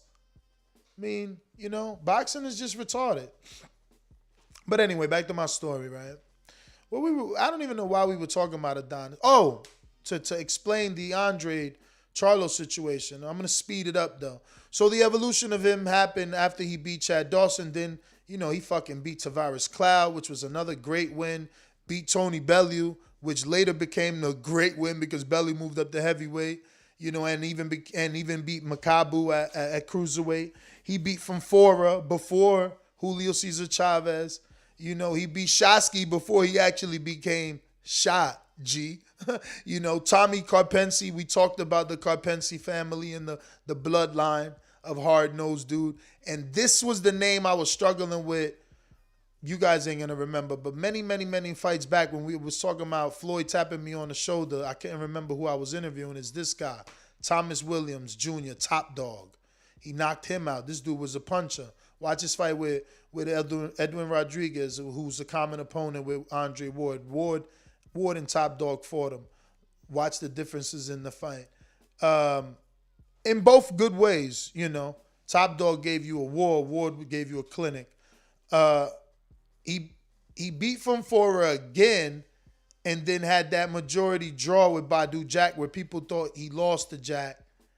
And, you know, he ended up retiring after the Gazdex fight. But when he had the opportunity to face Kovalev was right here at 2013. After he beat Tony Bellew on HBO, they WBC ordered him, the WBC champion, they ordered him to face Kovalev. Why? Because they was in the Kovalev business. Why? Because HBO was the premium network paying the big purses. Kovalev's doing $1 million plus. Everybody calling him the Crusher. Everybody saying Adonis is scared. Why are they saying Adonis is scared? Because after Adonis beats everybody up on HBO and they set it up for him to fight Kovalev, Adonis makes a phone call. Hey, yo, wow. Sign me, B. I'm about to go into the biggest fight of my career and I just ain't getting paid right. Oh, you need good representation? No doubt. We got you. WBC, WBO, the same two people who got the Andre and the Charlo situation in their hands, right? They cahoot. They cahoot because everybody was against Al Heyman in 2013, let me tell you. Nobody ain't like that. They hated him. Their lawsuits was pending. They say he was trying to steal Golden Boy from Golden Boy, from Oscar. They hated him. So what they do, they tried to force his chant into the fight. Nah, you ain't going nowhere. Cool. Put us in a purse bid. We ain't afraid. We want that fight. Oh, what you mean purse bid? Yeah, purse bid. Let's go. Time to go to purse bid. They ordered it just like they wanted. Why? Because what comes when two sanctioning bodies ordered you to fight? What the fuck comes next? You tell me. So who was really ducking who? You get the WBC and the WBO to order me to fight you, right? Now, I get representation so I can have some money, you know? And now I say, yeah, we gonna fight. Let's do it. We can't come to an agreement because you ain't trying to pay me right. And at the end of the day, now I'm with Al. I ain't even fighting on your network no more. So let's go to purse bid. Al obviously wins purse bid because his money always long. Kathy Duva backs out. Nah, we can't do the fight. We got a contract with HBO. Know what I'm saying? But when it's an Al Heyman fighter that don't cross the street, oh boy, you get all type of words. But the long story is this.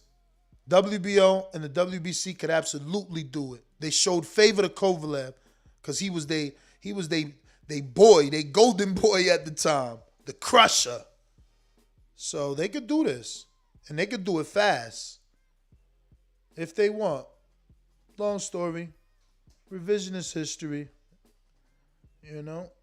Is not out of the realm of possibility. The point of the story is that back to Eddie. Good promoter. Get yourself a promoter that loves you like Eddie loves his fighters, man. You know? Not everybody does this for their fighters. You know, you petitioning not one, but two sanctioning bodies to force a fight for you. Now, don't get me wrong. I think this is too late. You should have been doing this. You 6 fights in with this dude.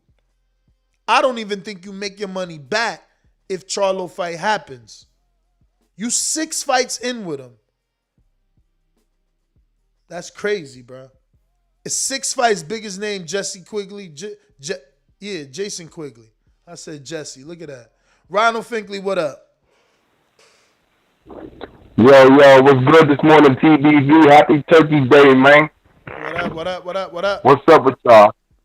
Chilling. Yo, no, man, just enjoying this morning. Glad you guys went live, man.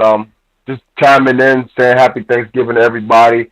And the best thing is waking up TBV in the cup, man. I enjoy this show like I enjoy going to work in the morning, man. That's all. I appreciate you. Hey, yo, Ness, you ever find that intro for the Big Dosa? Remember that intro I was trying to tell you I wanted? That drop? Nah, I don't even know. What you talking about? Can you find it and send it back to me? Yeah, I sent it to you on Insta. I'll try to send it again. I sent it to you like a while ago, but it's like a song. 60 like a seconds. Rap song. I wanted that for my intro if I called in. But yeah, man. Happy Thanksgiving, man. TB for life. We gotta check what it is because I remember I used to play a rap song of a rap song of an impersonation of Fury, and that shit got flagged. So you gotta be careful out here. You know what I'm saying? I'm drinking some whiskey tonight. What y'all drinking? I'm gonna have a drink. This is what you call social drinking, you know? I don't really drink.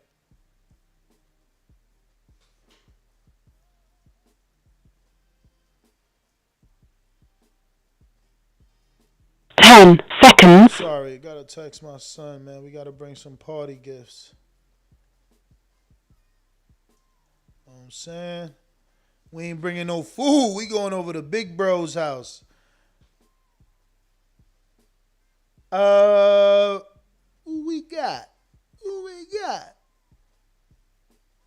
Boomerangs is up.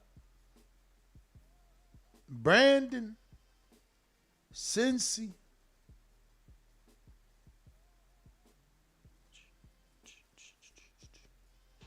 Not much more to say, man. Just happy Thanksgiving again, everybody.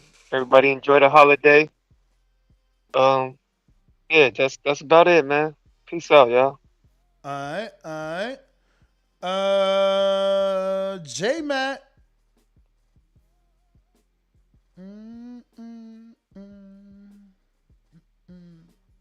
No J Matt. All right. Stonebone. All right, man. Just get your boy Keith that tune-up fight next, man. And we can put him on the chopping block next, you know. If he try to fight Bud now, he'll get stopped. And it took him 10 with Porter. He probably making 9. So I would give Keith one last round. He's more talented than Porter, but 3 years out the ring, it might end up looking like Mikey versus Sandor Martin, but it's going to be a real hard-punching animal that's trying to get rid of Keith. So Keith better be thankful for everything Al done for him. He better get in that gym and take a low paying. Listen, you know how you always talking about guys need to take less money and all this shit? Yeah. This is when a guy needs to take less money and get in the ring with just a guy that going not even really pushing, but a guy that he can push himself to get out of there, because if not, he's going to be sitting on the sideline watching, and before you know it, they're going to be announcing Bud and all these other guys' next fight, and Keith's going to still be on the outside looking in. Who do you like out of those names? Luke Santamaria, Castillo. I like Castillo, but Austin. I like Castillo. We saw him with Olympian. Yes, most of the boxing family feel like he won that fight, but he one of them guys that I don't know how good he is either. But I feel like he'll at least present some type of challenge. The other guys got decent names. They done had some decent fights, but at this point, he needs somebody that's not just a win to push him, but something that fans gonna respect, because. And he a good size welterweight. You would be like, all right, he fought Clayton. He looked good. He got a stoppage. We want to see the Bud now. But if he take a little European guy or a little Spanish or Hispanic guy, they're gonna be like, bro, that's a flat for the guy. You don't like the Santa Maria fight? I like Santa Maria because he presents some challenges. He's a younger, he got more in the tank. You saw his last few fights. He's been getting better, in my opinion. You know, like he presents some challenges that'll make Keith think. But some of those other guys that's why I even said maybe a Abel Ramos, because that'll be somebody that Keith going, like the things he was doing with Ugas, he pushed Ugas and made Ugas fight back.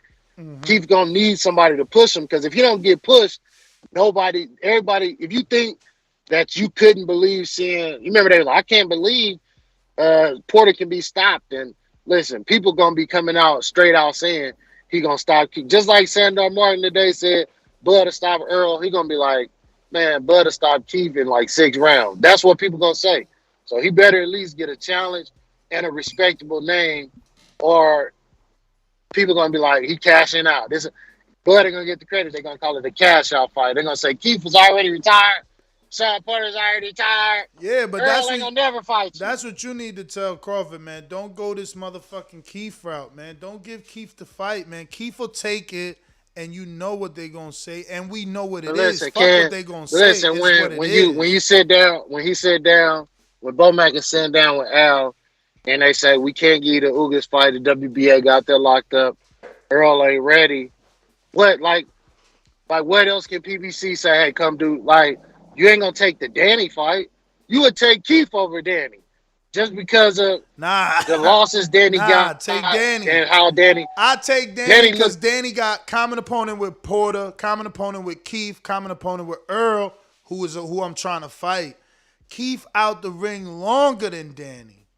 But I know that, but when Al present the check and the number is 5 on the Danny and 6.5 up front on the Keith, it's almost like, damn, it's the same fight. One guy, it's probably a harder fight still, even though Keith been out of the ring.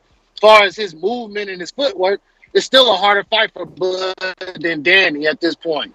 And the $1.5 million is a big difference. That's why you got to go get that one fight with Dazn right now, man. Go smell what's going on. A little Regis fight on Dazn, one off.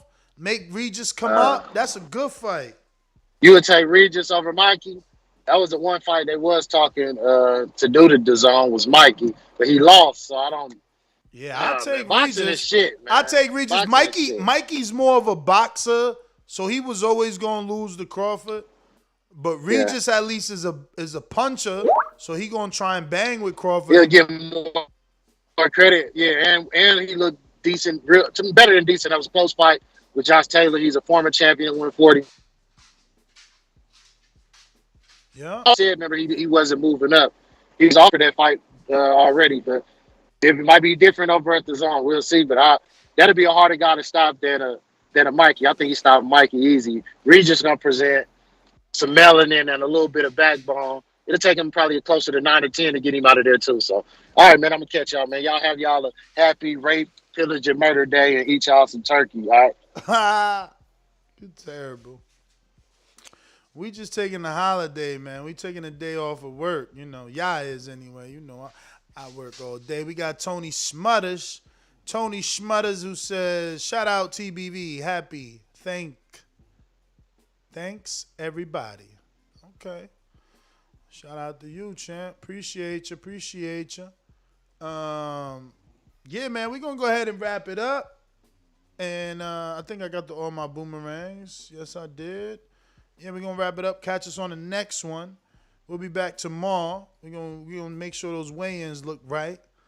And we're going to eat some turkey. We're going to chill with some family. And we're going to be right back here mañana at 9 a.m. Eastern. You could join us on our Discord. It is pinned in the live chat for anybody that wants to join the Discord. It is pinned in the live chat. And I'm going to go ahead and end this poll. Basically, you think that Keith Thurman beats Austin Trout by unanimous decision. But 28% also believe he does it by KO, while 49% believe it's unanimous decision. And 18% believe Trout can get the unanimous decision, but 5% believe Trout knocks out Keith one-time Thurman. I don't mind that as a tune-up. I kind of like that. But anyway, arrivederci.